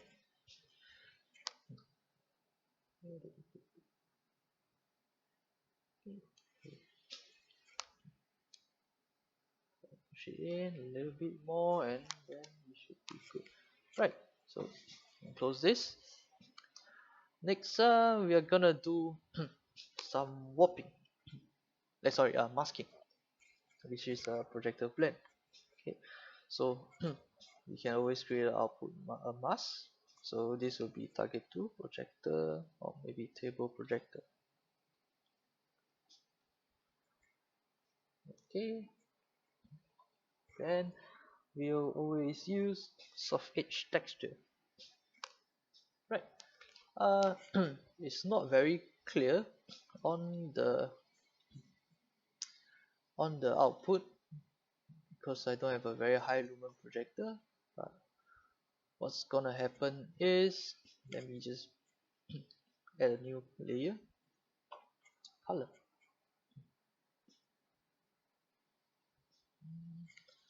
Gonna target this to screen 1. Okay. So right now, if actually look in, yeah, let me just bring down the color a little bit.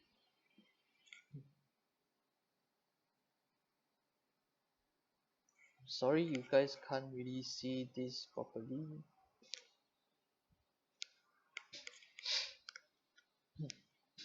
Ah, there you go. So you can see there's a line that's showing on the screen. Okay. So basically you can do masking using this as a guide. Okay. You can just put it in.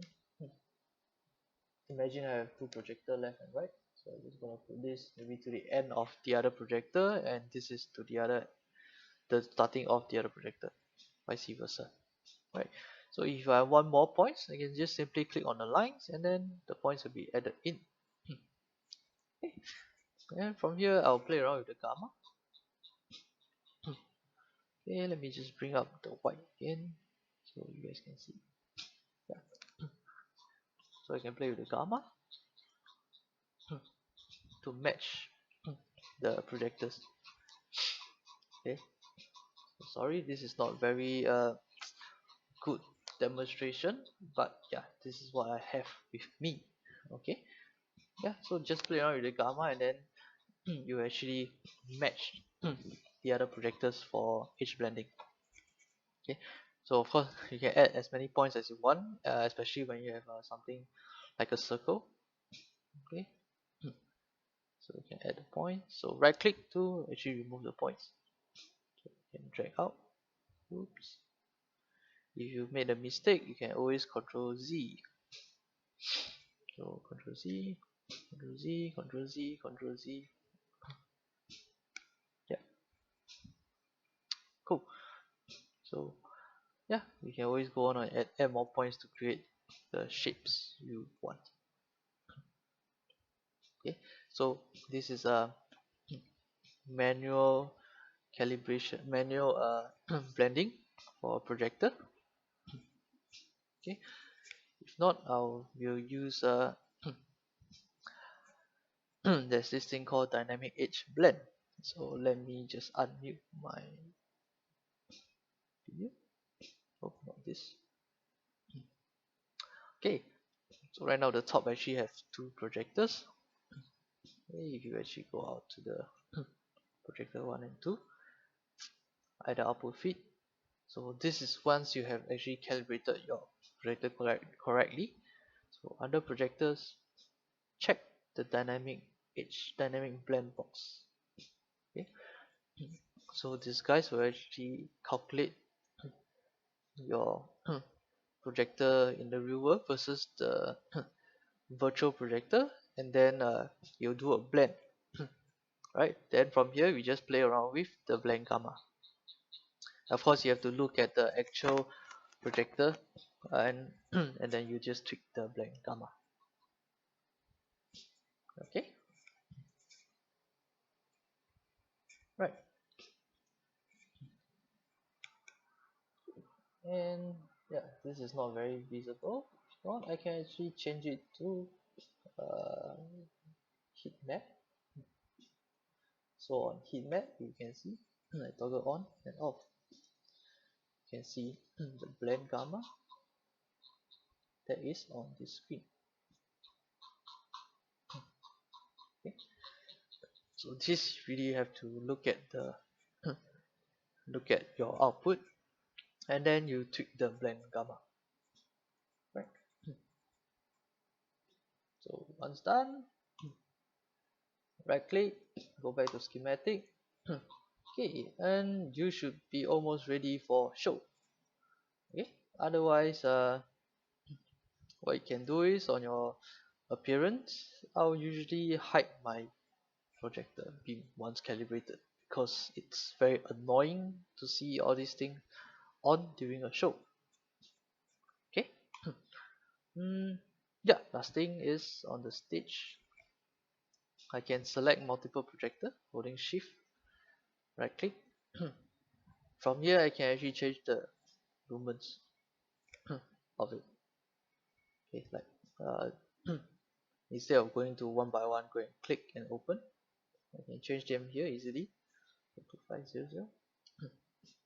Yeah, this doesn't affect your actual output, but it's more for during your previous.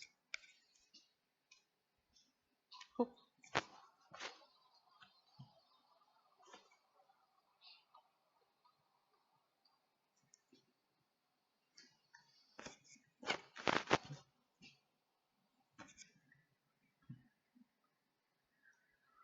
Okay, so uh last okay before we end, so how do we get a camera input? Okay, so under devices, video input patch. Okay, uh for most of the machine will be video 1 2 3 4. If you are dealing with VX4 or GX2C, you have 8 of this. Okay, so you can actually scroll, use the same mouse command, scroll to zoom in, zoom out, middle mouse button to pan around, then you should be able to see everything.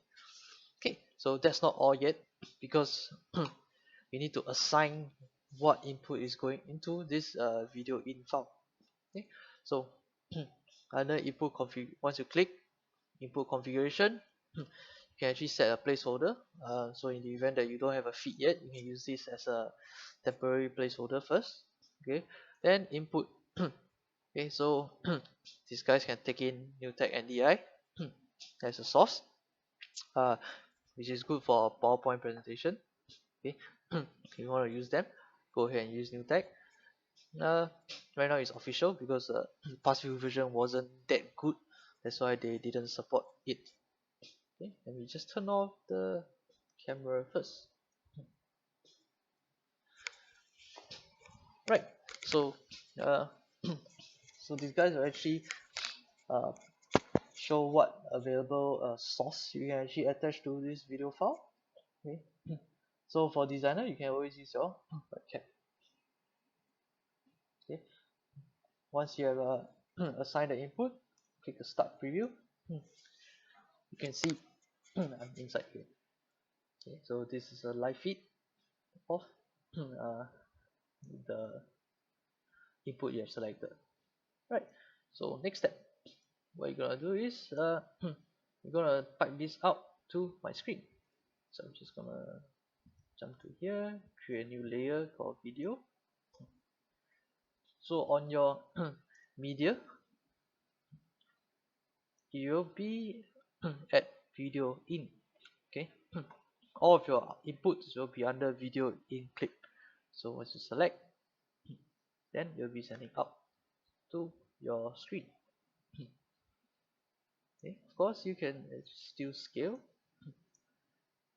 inside, and then maybe overlay with something else. Okay, so you can easily do PIP. Where's my background image?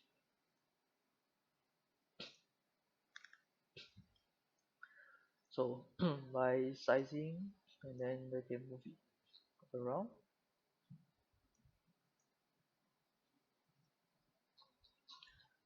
Okay,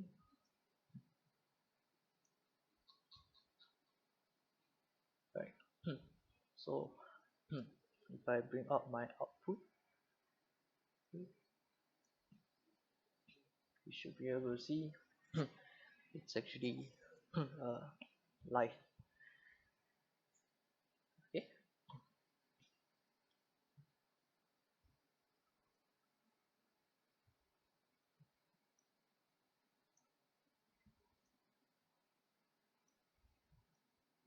Oh, so oops, this. Yep. Yeah. So you see the keyframe is actually very important. You keyframe it at the wrong time, your size and everything will be wrong.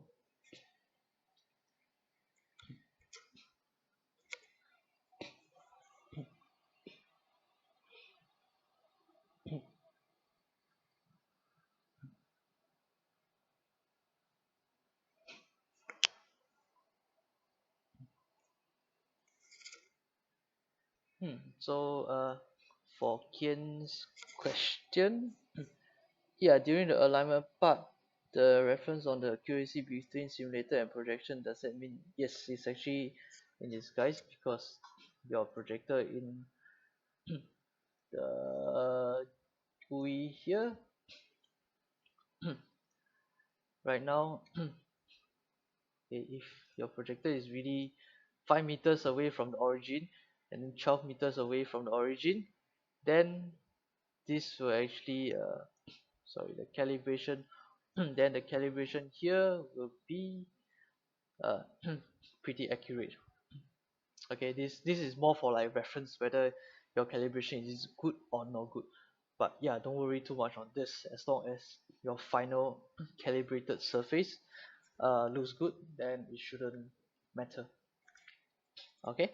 uh Unfortunately we can't taking a third party camera to do uh, camera alignment. Nope. Yeah, because these guys have their proprietary OmniCal to do so. Okay. uh, yeah, and Acoustic Lighting Singapore has the OmniCal kit. If you want to rent it from us, of course you can do so. Yeah, of course we need to rent the user as well lah. Okay. Right. I think yeah, then the last part for audio. Okay. So audio output patch. So for audio output patch, if you are doing a ADAT SPDIF, so if let's do maybe a 8 channel audio, you can uh, put in maybe 1+2. Okay, then of course your output assign the ADAT. Let me just add a master machine and you guys can see.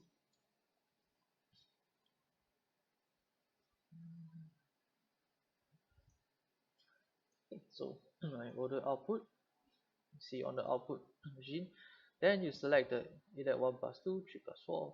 Yeah, so you need to add 3 more audio patch if you are doing 8 channels, right? If not, by default it should go under primary sound driver or analog, I think. Yeah, it should show up. Okay, so every audio track should be stereo. Then you want to do left and right, of course ask them to export it out as left and right audio. Okay, so for audio file you can just create a audio file. Then from here under audio you can see all your files inside here. So same thing, if you right click, it will show you the runtime and all the info over here. Both channel, you can select both channel, left or right only. Then your codecs and the sample rate. Okay.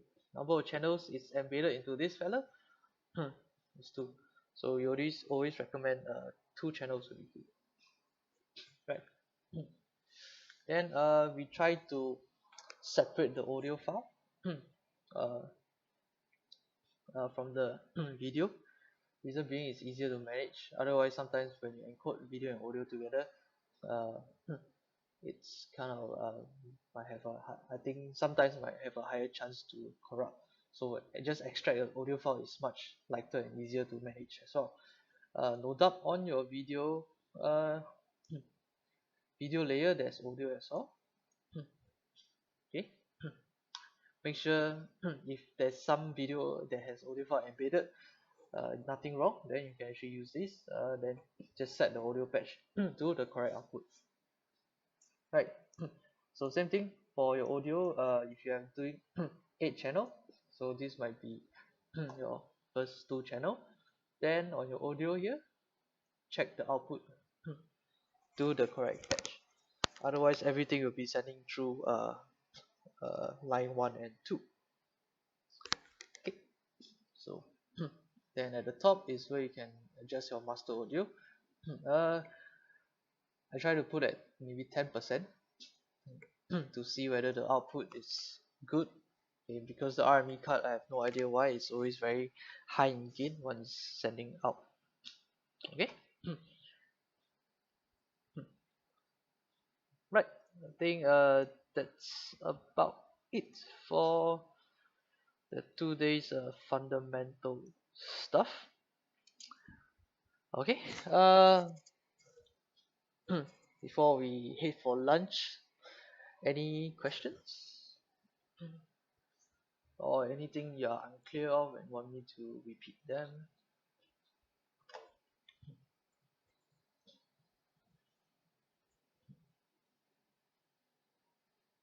Yeah, so you can see once I have VX4, oh, this is 16.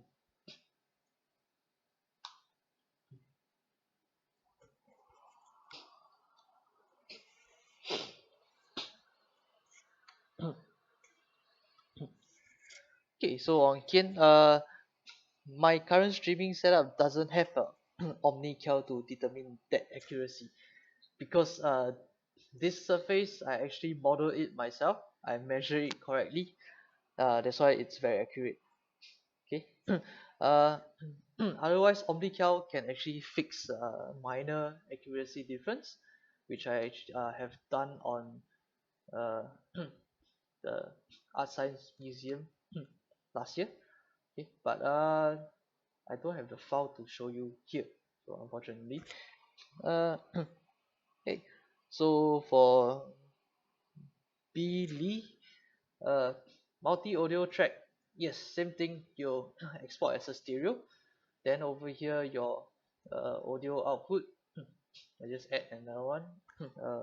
3 plus 4. Okay, so this will be output to either 1 plus 2, either 3 plus 4, and 5 plus 6. Then select 5 plus 6. Then my audio, of course, I'll select. So this is 1 plus 2. Okay, then put 1 plus 2 here. I'm going to duplicate again. So this will be 3 plus 4. And output 3 plus 4. Lastly, 5 plus 6. And check my output to 5 plus 6. So you need to send to a signal processor. Then from there, and you pipe up to the correct output on your soundboard. Yeah, so the whole control, I can show you the screen.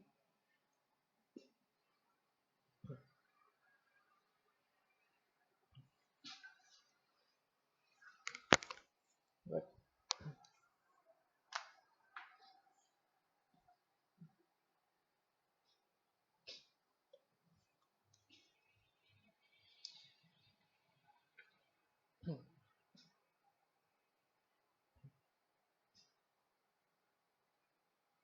Okay, I hope I've answered the questions. Anything else before we head for lunch? So after lunch, I'll show you guys a simple UV mapping. Okay, and maybe OSC controls for the timeline.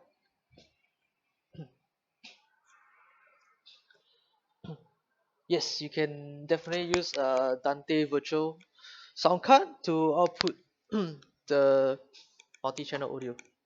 Someone has done I think 64 channels out of that. Yeah. So same concept. Under your output, just need to assign the Dante virtual sound card.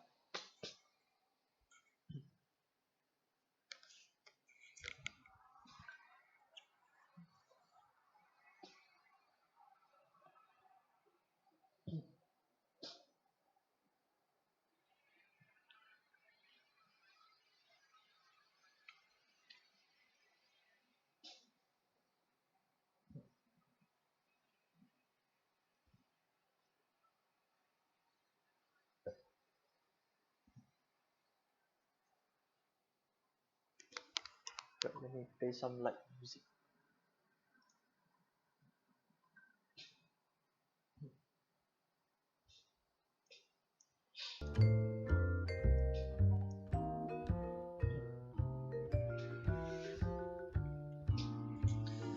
Yeah, I don't have a Dante virtual sound card with me, but of course it will work. I've checked with those guys that we used before.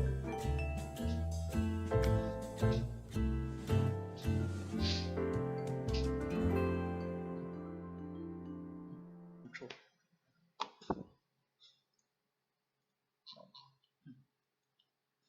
So if I bring on my timeline, then under my device, I add in the OSC. Okay, so do a right click, send and receive. So over here you can actually check our network info. Okay, so on my touch OSC, I need to target it to the correct connection. So right now I'm on Wi-Fi. My host will be .20, and this is to configure the feedback to my phone, which is 192.168.6.218.6.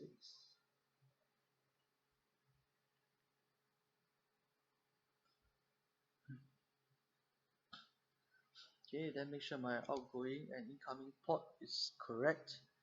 So sending is 740, receiving is 7401. Okay, so once done, go back, done. Should be able to see.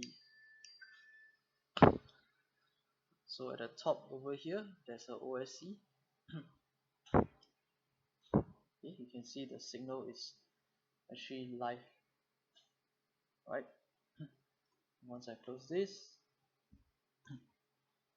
okay, so right now we have established connection between these guys and my OSC, but then I'm not controlling anything yet. Reason being, I'm not set up on my transport control. Alright, so once I head to my transport control, my OSC, I and my OSC control. So on my top right corner of my phone, you should be able to see a red red light flashing, which means it's sending feedback from these guys. Okay, so all these are output messages is already embedded into the button itself.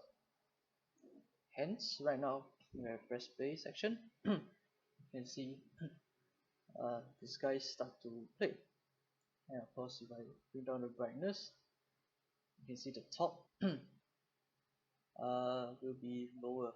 Okay.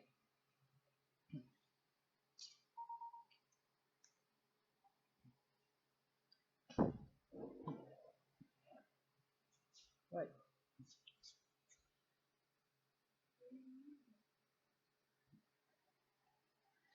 Okay. So here I can control my brightness, which will affect the output over here.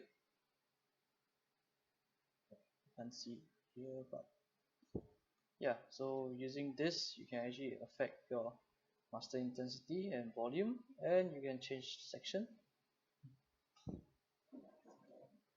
Right, you can press stop, section, return to start, fade down or fade up. So a backspace is actually a shortcut for you to fade down or fade up your output, or you can hold left click, select hold to hold last screen. So in the event you want to change stuff, you can do so. Okay, so this is a simple disguise control for over OSC. Right, so we play around with the fader.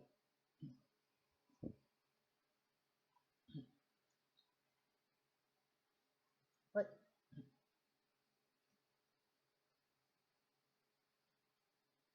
So any questions on this? This is just a very simple control using disguise.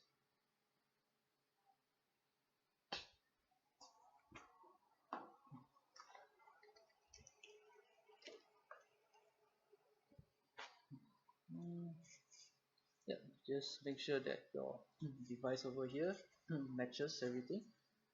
Then you should be able to control your timeline. Is it still too soft?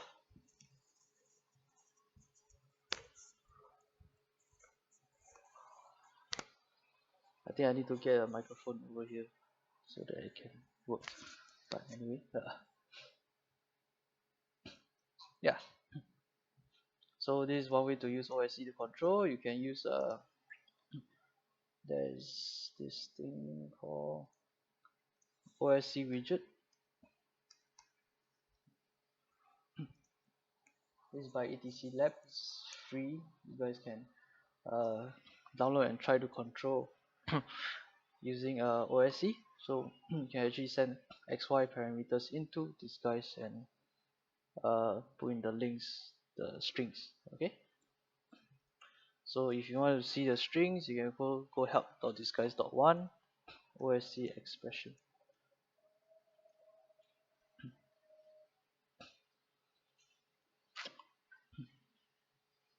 Right. So you can just go OSC and everything will be down here. Teach you how to control and control layer properties. Yeah. So the help page is very helpful. You can get all your information over here.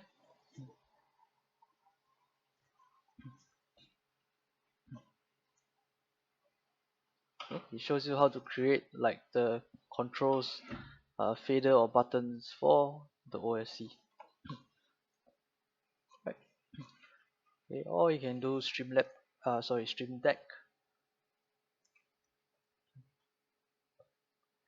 software.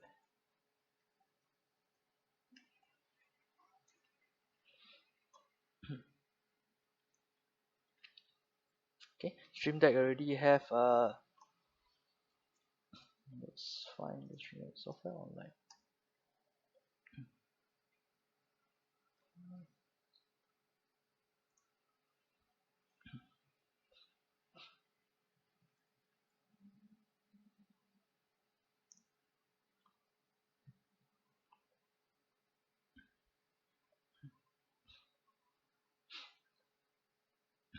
So you can use the buttons. Okay, and yeah, you can actually download this, and they have already made strings for this guys. So basically you just click and then assign it to the buttons itself. Okay, right. uh any question on this? If not, then I'll move on to Blender. We will touch a bit on UV mapping for this guys.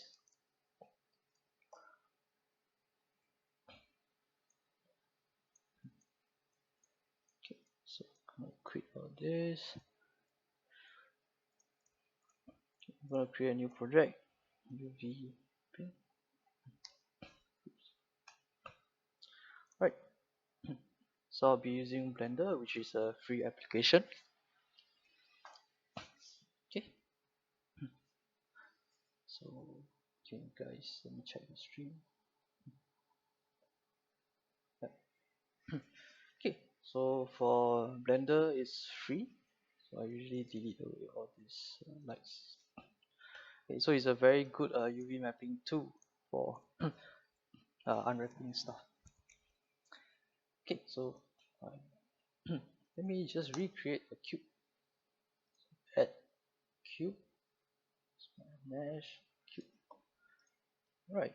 So before we move on, I always have to check the dimension if it's correct or not. So this scale will actually correspond in this guys the scale.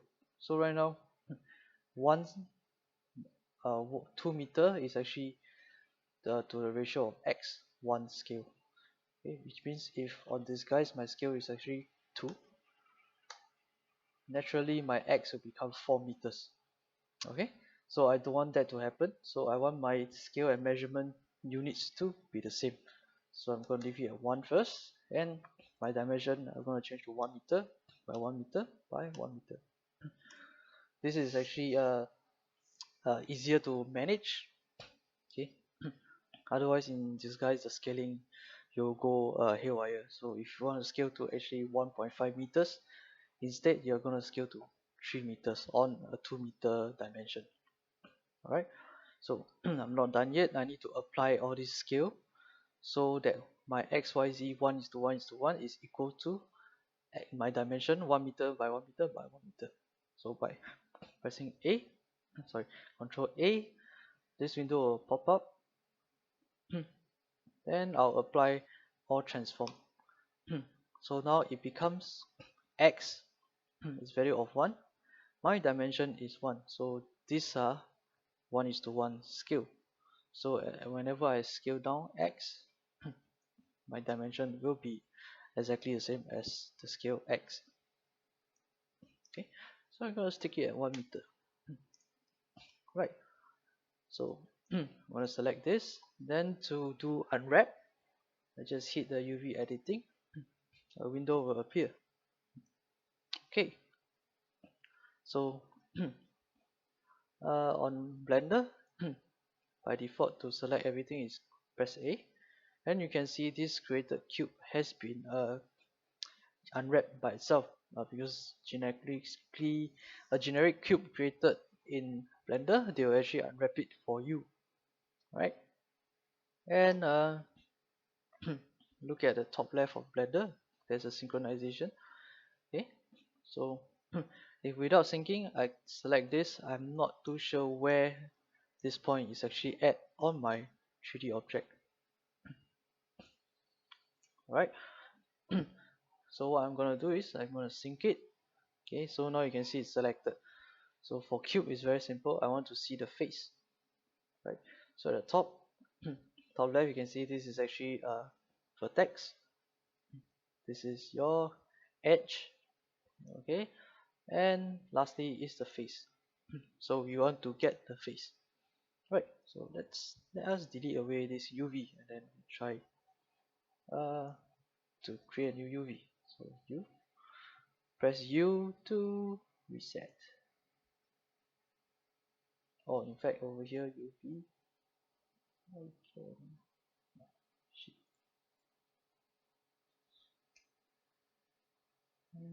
Sorry. Let me try to.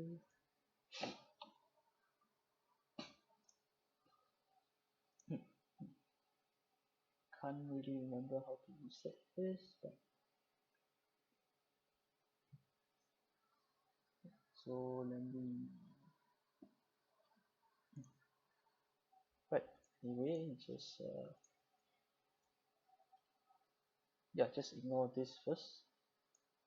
And what I'm gonna do now is we're gonna select make a UV seam. So what's happened is we're gonna unwrap this box itself so that it will be flattened out. So then we can assign the UV coordinates to it. Okay, so how the way I do it is I select the edge. So imagine unwrapping, flattening out this box. Okay, so I'll flatten it out to a T shape. Right, so so holding shift I can select the vertices. Okay, then I'm gonna press U to mark seam.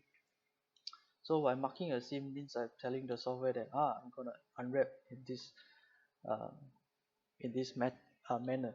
Okay, so I'm gonna press U and gonna do unwrap. Sorry, have to select everything first. Press A, then unwrap.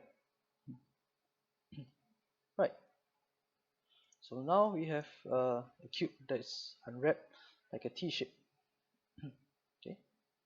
So by doing this, I know that. So if I press 3, I can select the face. So I know that this is the bottom, this is the center, this will be left, and this will be the right. Okay, as you can see now, it's actually flipped. Okay, so I have to make sure that my UV is in the correct orientation. So what I can do is can rotate it, press R, and then rotate 180 degrees, or I can type in 180. Right. So if I see right now, okay, this is bottom, this is the mid, left, right, up, and down. Okay. Right. Next step, I need to check my face that the orientation is correct. So what I'm gonna do is press new, so I can generate a texture. So let's say a box will be 512 by 512 by 512 square. Okay, so 512 times 3, my width, and my height will be 512 times 4. Right, I'll choose color grid, so at least there's some test pattern generated with colors I can see properly. Okay, right. So right now it's generated, but however my scaling of my cube is wrong. Okay, it becomes squash. So and we want to fully utilize the UV space. Okay, so UV space, we need to size this up. So if I size up like that, it's not gonna be nice and in the correct size ratio.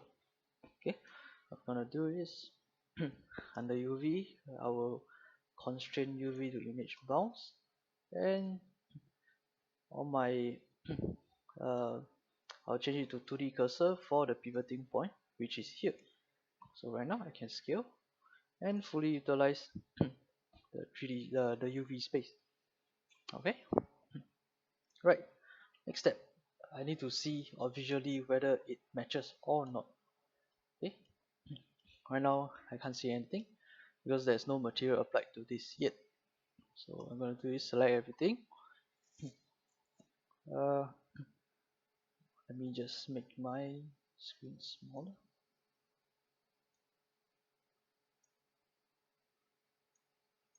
Okay, so on the material tab, I'm gonna create a new material. Then under the base color, I'll choose my image texture.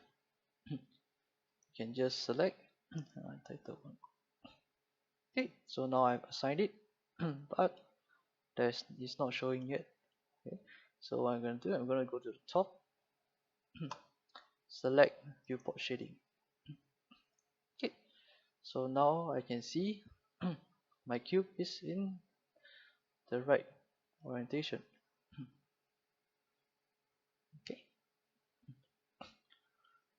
right. So we have done UV mapping this cube. Okay, so next step, we're gonna export out this to this guys and see how it actually looks like. So I select everything, file, export, wavefront OBJ. Go and find my training file. Training, nope, not training day one. Cubes, objects, mesh. Then I'm gonna include all this. Then for these guys, we always triangulate the face, so it actually gives a better performance as well. Okay, I'm gonna remove the material. So I'm gonna name it cube 1.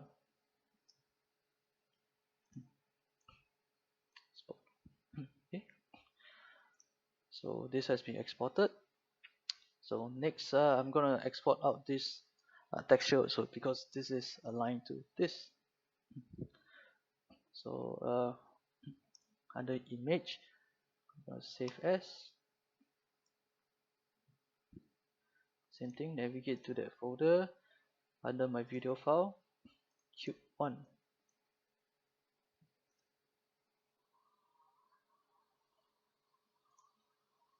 Okay, so I'm gonna save image as. Right, so once done, I'm gonna bring out my disguise, launch to this UV mapping.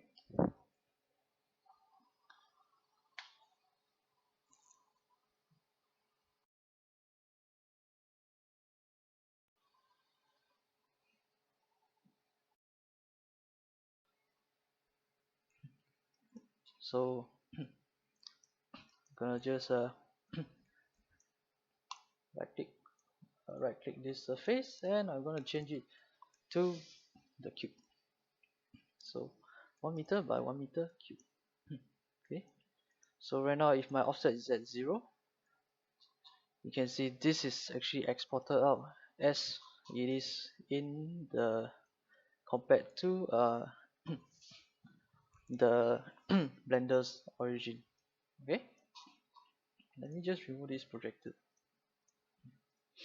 because you are not gonna need this projector for this time being. So I'm gonna push this part away. Right, so I'm gonna add a video layer to it, which is that cube 1. Okay, so right now you see my texture is actually stretched. Right, reason being, I need my my surface resolution to be the same as my texture, which in this case is 1536 by 2048. Okay,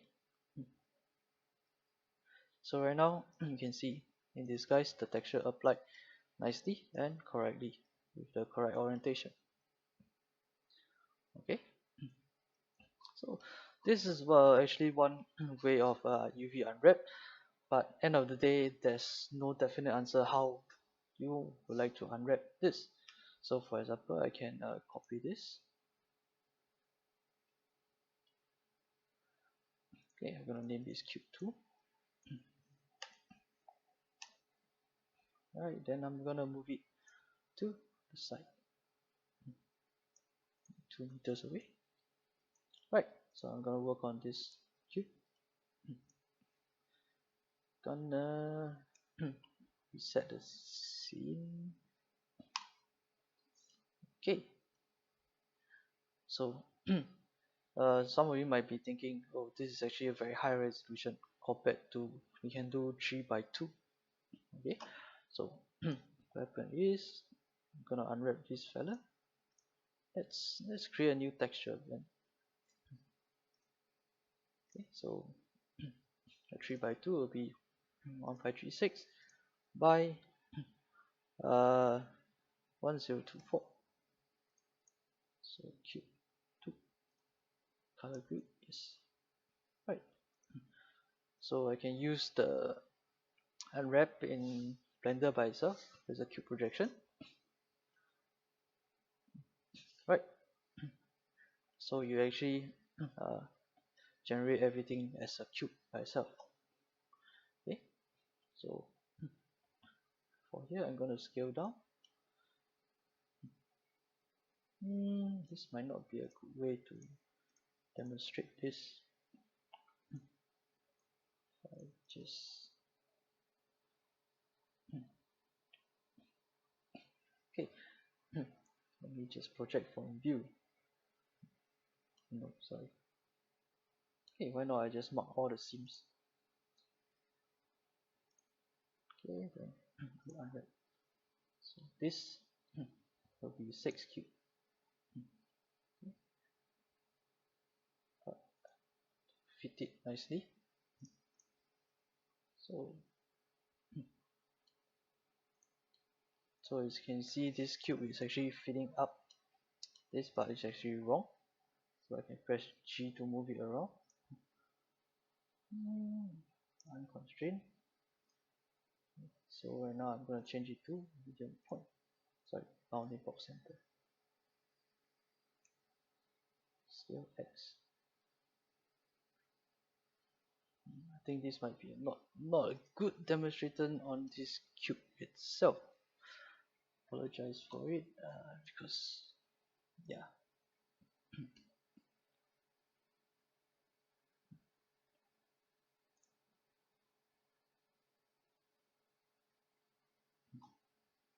Hmm.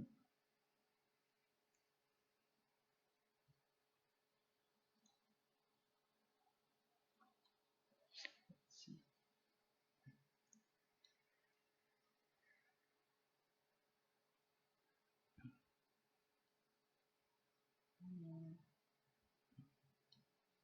Okay, we undo.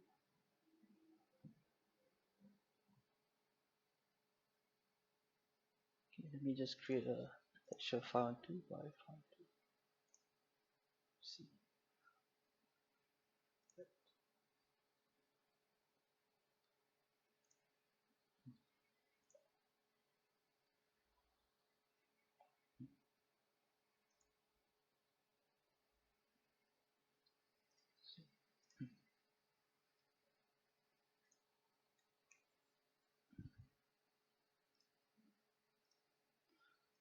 Scale it, so this will be a square, and I'm gonna change the texture to this.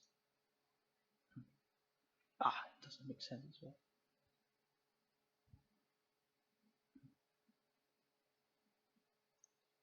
Okay, so no worries, I'm gonna do it my way, which is gonna scale Y. So shove this guy, scale X. Right. So all these will be a cube by itself.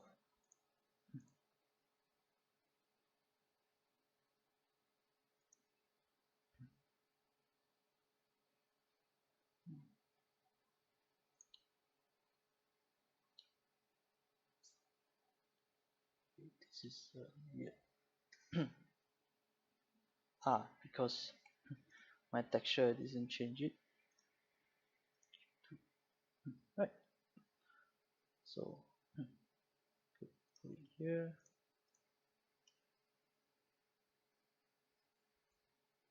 Okay.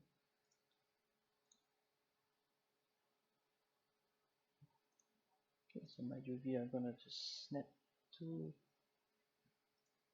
just press this. Snap to vertex.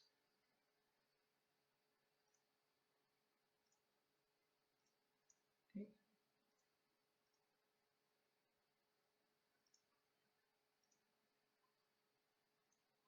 Right.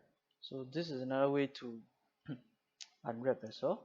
Okay, this is not the correct orientation. I'm gonna rotate.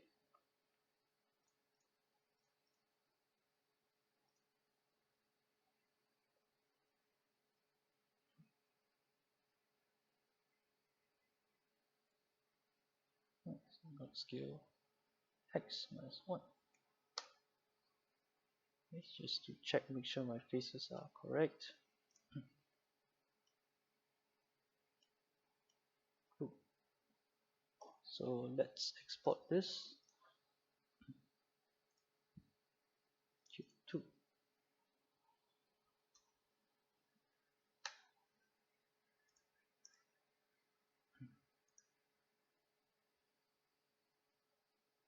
Okay, on my image, I'm going to save as Cube 2.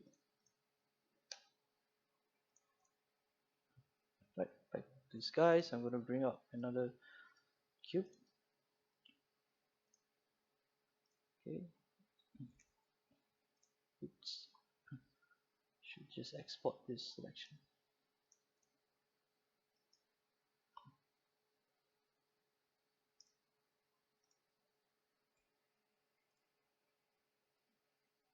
Okay, so it's updated. So I'm gonna duplicate this, target to cube 2.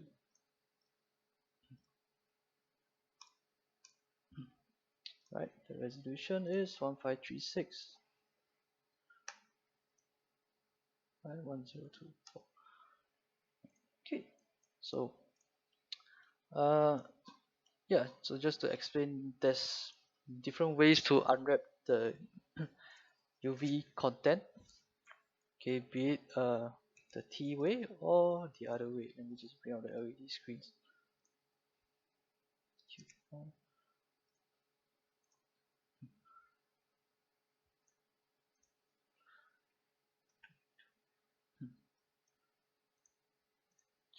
Q2. Okay, so this is 1536, 048, 1536, 1024.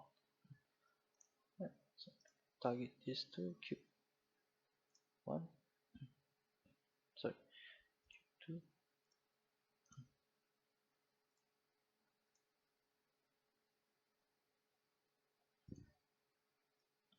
So you can see the naming is very important, if not you get confused by it. Okay. So this one will go to cube 2 screen. Right. I'm gonna export out the UV layout as well, so you guys can have a better look.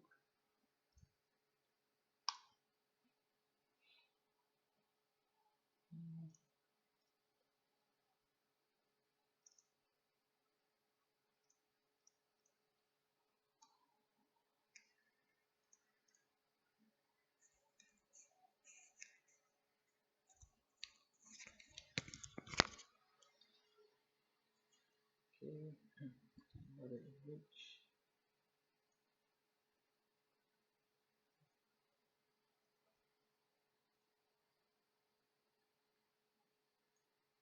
Export UV.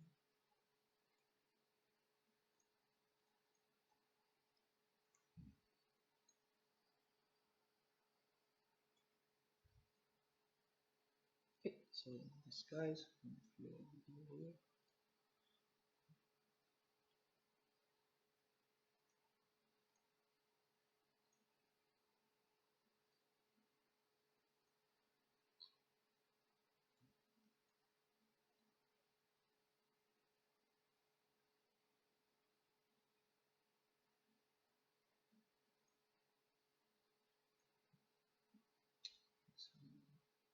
More,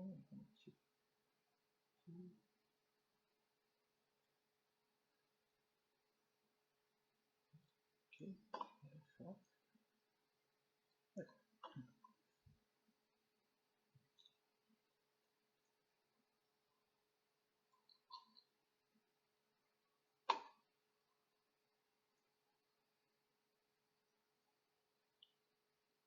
And so I should dim it down a little bit so you guys can actually see the overlay, UV. This might not be a very good example, but yeah, try. Okay. Yeah, so there's two ways to unwrap. So as you can see, cube 1 there are some spare spaces at the side, which we are not utilizing, but however this might make more sense for like content creators to build their content on, as once it flows, it will flow all the way upwards, okay, from the bottom up. So I can show a radar. Okay, so if I'm going to attach it to cube 1, so you can see as it scans, scanning from left to right. Okay, so if I go to change the direction, vertical, so it actually makes more sense for the content creators. Okay, so minus. So you can see is if you are looking from the front, the flow is actually correct. Okay, whereas for the other one,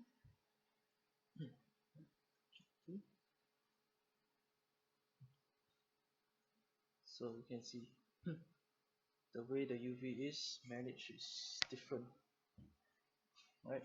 Like what I say, there isn't any perfect way to like unwrap. As long as the content guys understands it, then it should be fine,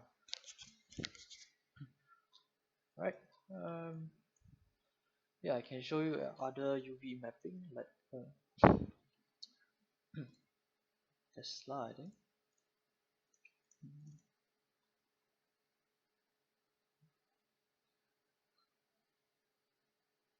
Right, so you can actually look at the Fullerton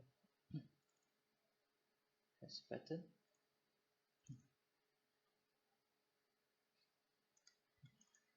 This is actually how it's being unwrapped. Okay, so you actually fit nicely. So for flat surface, you might unwrap like this, or someone will actually make it more complicated stuff. Let me see what else I have.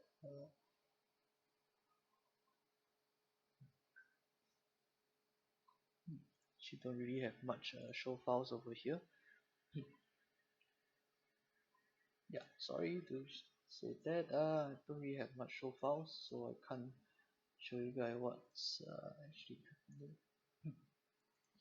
Yeah, but the UV mapping it's different for every model or content creators.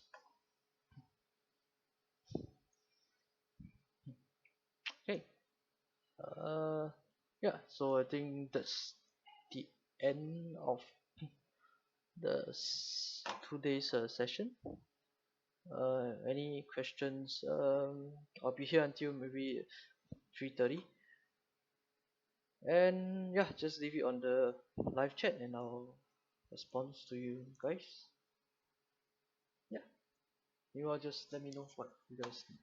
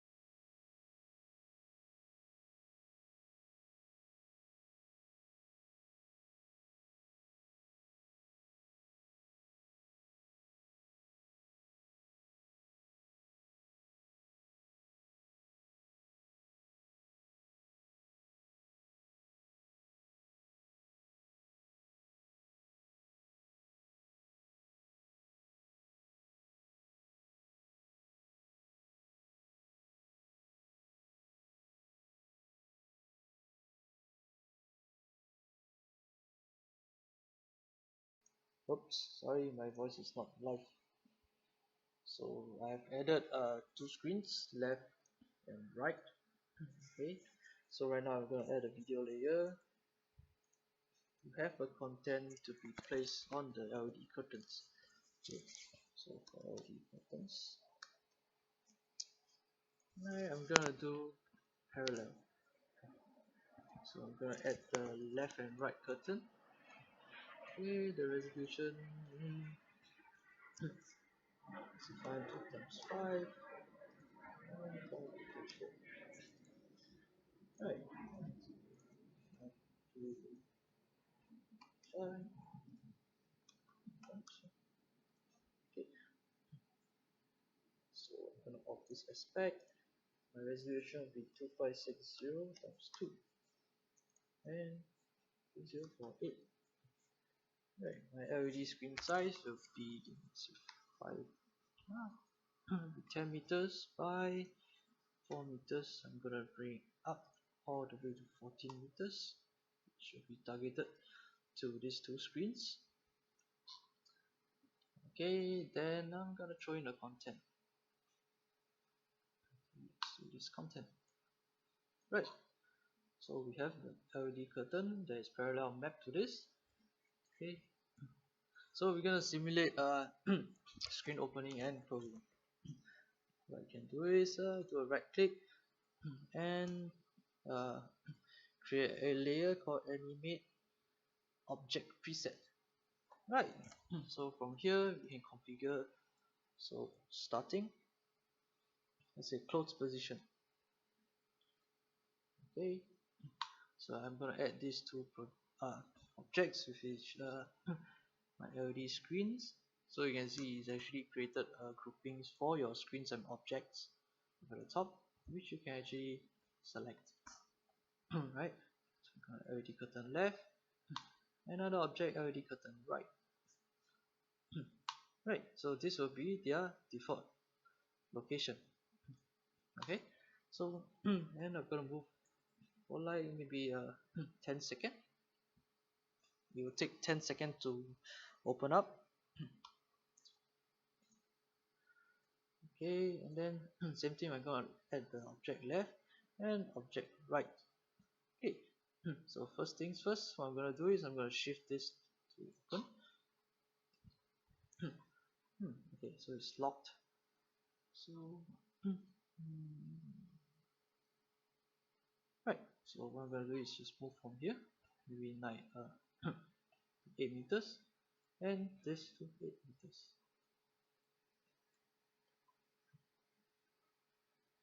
Okay, so once this is done, we can run simulation.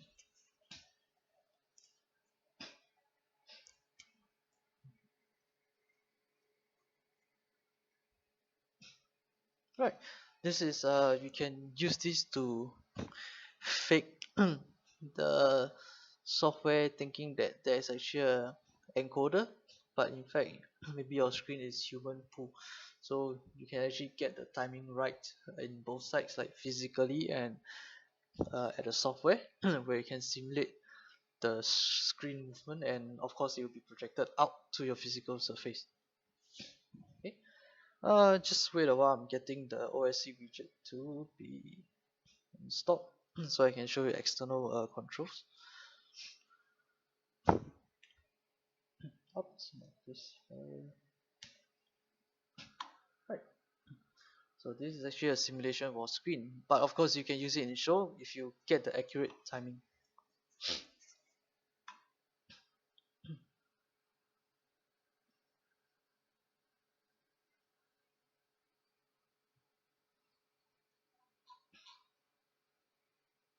So all these are being keyframe. So this whole layer I can simulate that this screens will be moving. Okay, so all this configuration will be stored inside. You can always reuse again. So let's say for another 5 seconds I can put the close. So I just jump to close. Yeah. So open and close.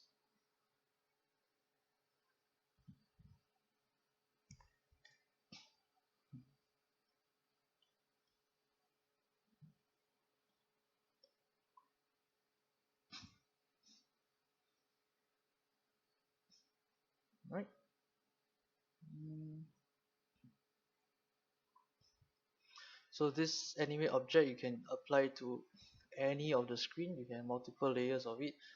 Uh, yeah, end of the day it's up to how you want to present this thing. Okay.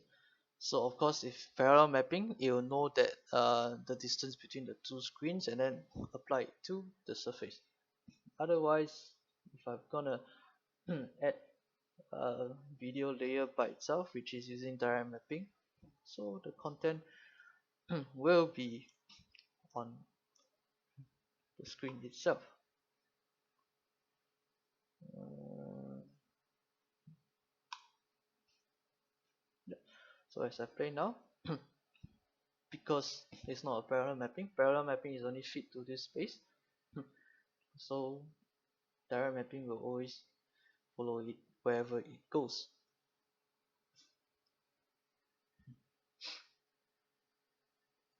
Right, hopefully it's done. Yep, it's done.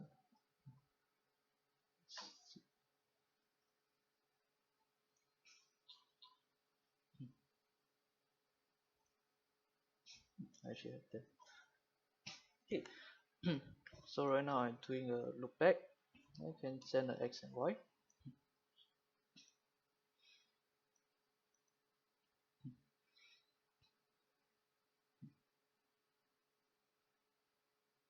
So you can see there's an X and Y float. This is to 0 uh,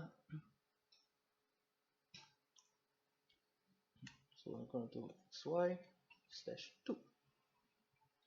Right, so maximum value is 1 minus 1 to 1. Okay, so done.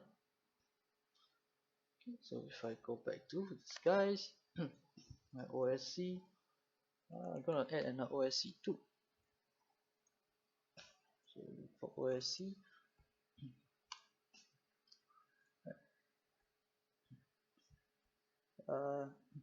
let's send at 8000 and 8001. So it's a loop back. So input,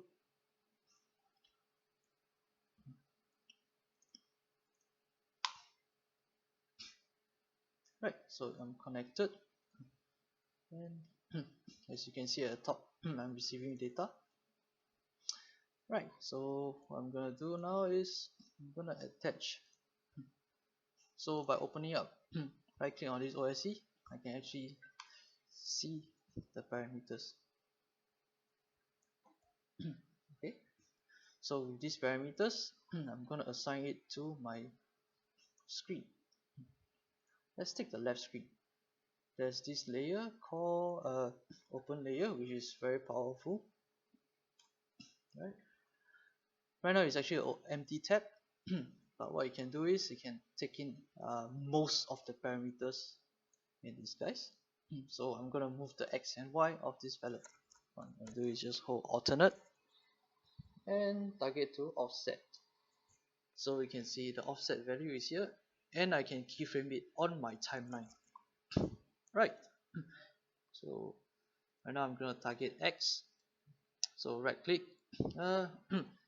I need the OSC string. Okay, I need just go online to get it because I always forget the OSC string. So I'm gonna search for OSC expression.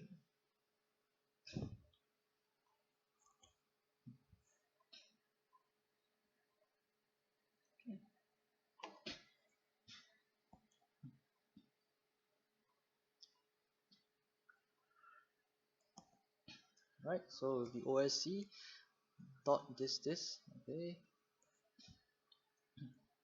so let's try OSC space 2 dot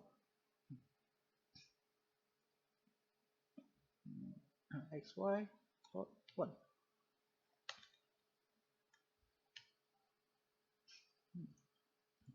How's it look? Yep. So OSC 2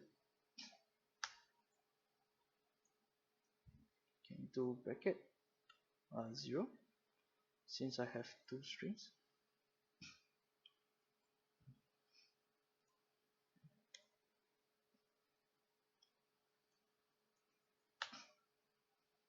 Right. So I have this. Actually,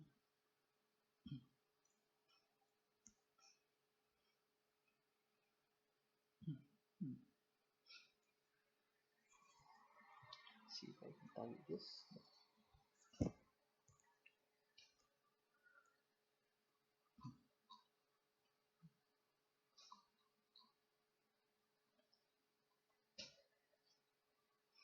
Right, we just remove this OSC to make things simpler.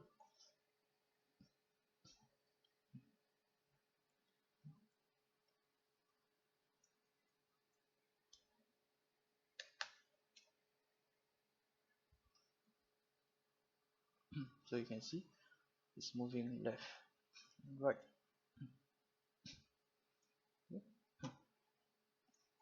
So I can put plus 8, sorry, minus 8, minus 9 probably.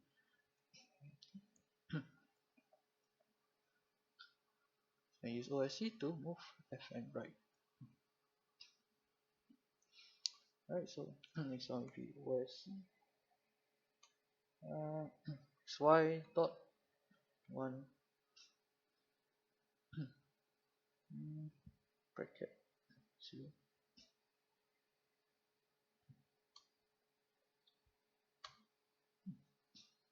Right, be 1. This will be 0. So these guys can actually take multiple strings from OSC. Okay. So with a square bracket, so even though it's just one string, but I actually have two float, just with the bracket I can actually separate them and put it into skies.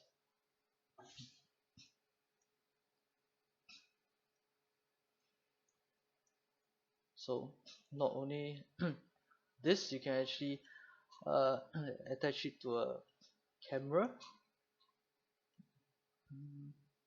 So let me just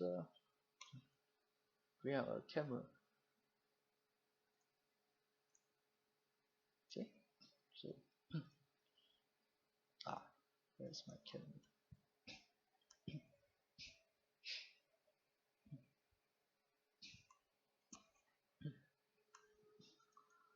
Yeah, so let me bring out my camera. What the hell is this? Right, then of course another open layer. And target to my camera. So here, OSC xy dot 1 0. Right, then another one. OSC xy 1. Right. So if you multiply by maybe 100 meters, right? So multiply by 100 meters. So by doing this, if I get back my controller to 0, my y should be fixed. So instead, I should copy this to this. So this should be removed. Okay. So now if I pull out my y, if I put it to 10, then of course I can change my view as well. So yeah, you can actually have OSC to control this. Okay. Right, I hope that answers your questions for Kian.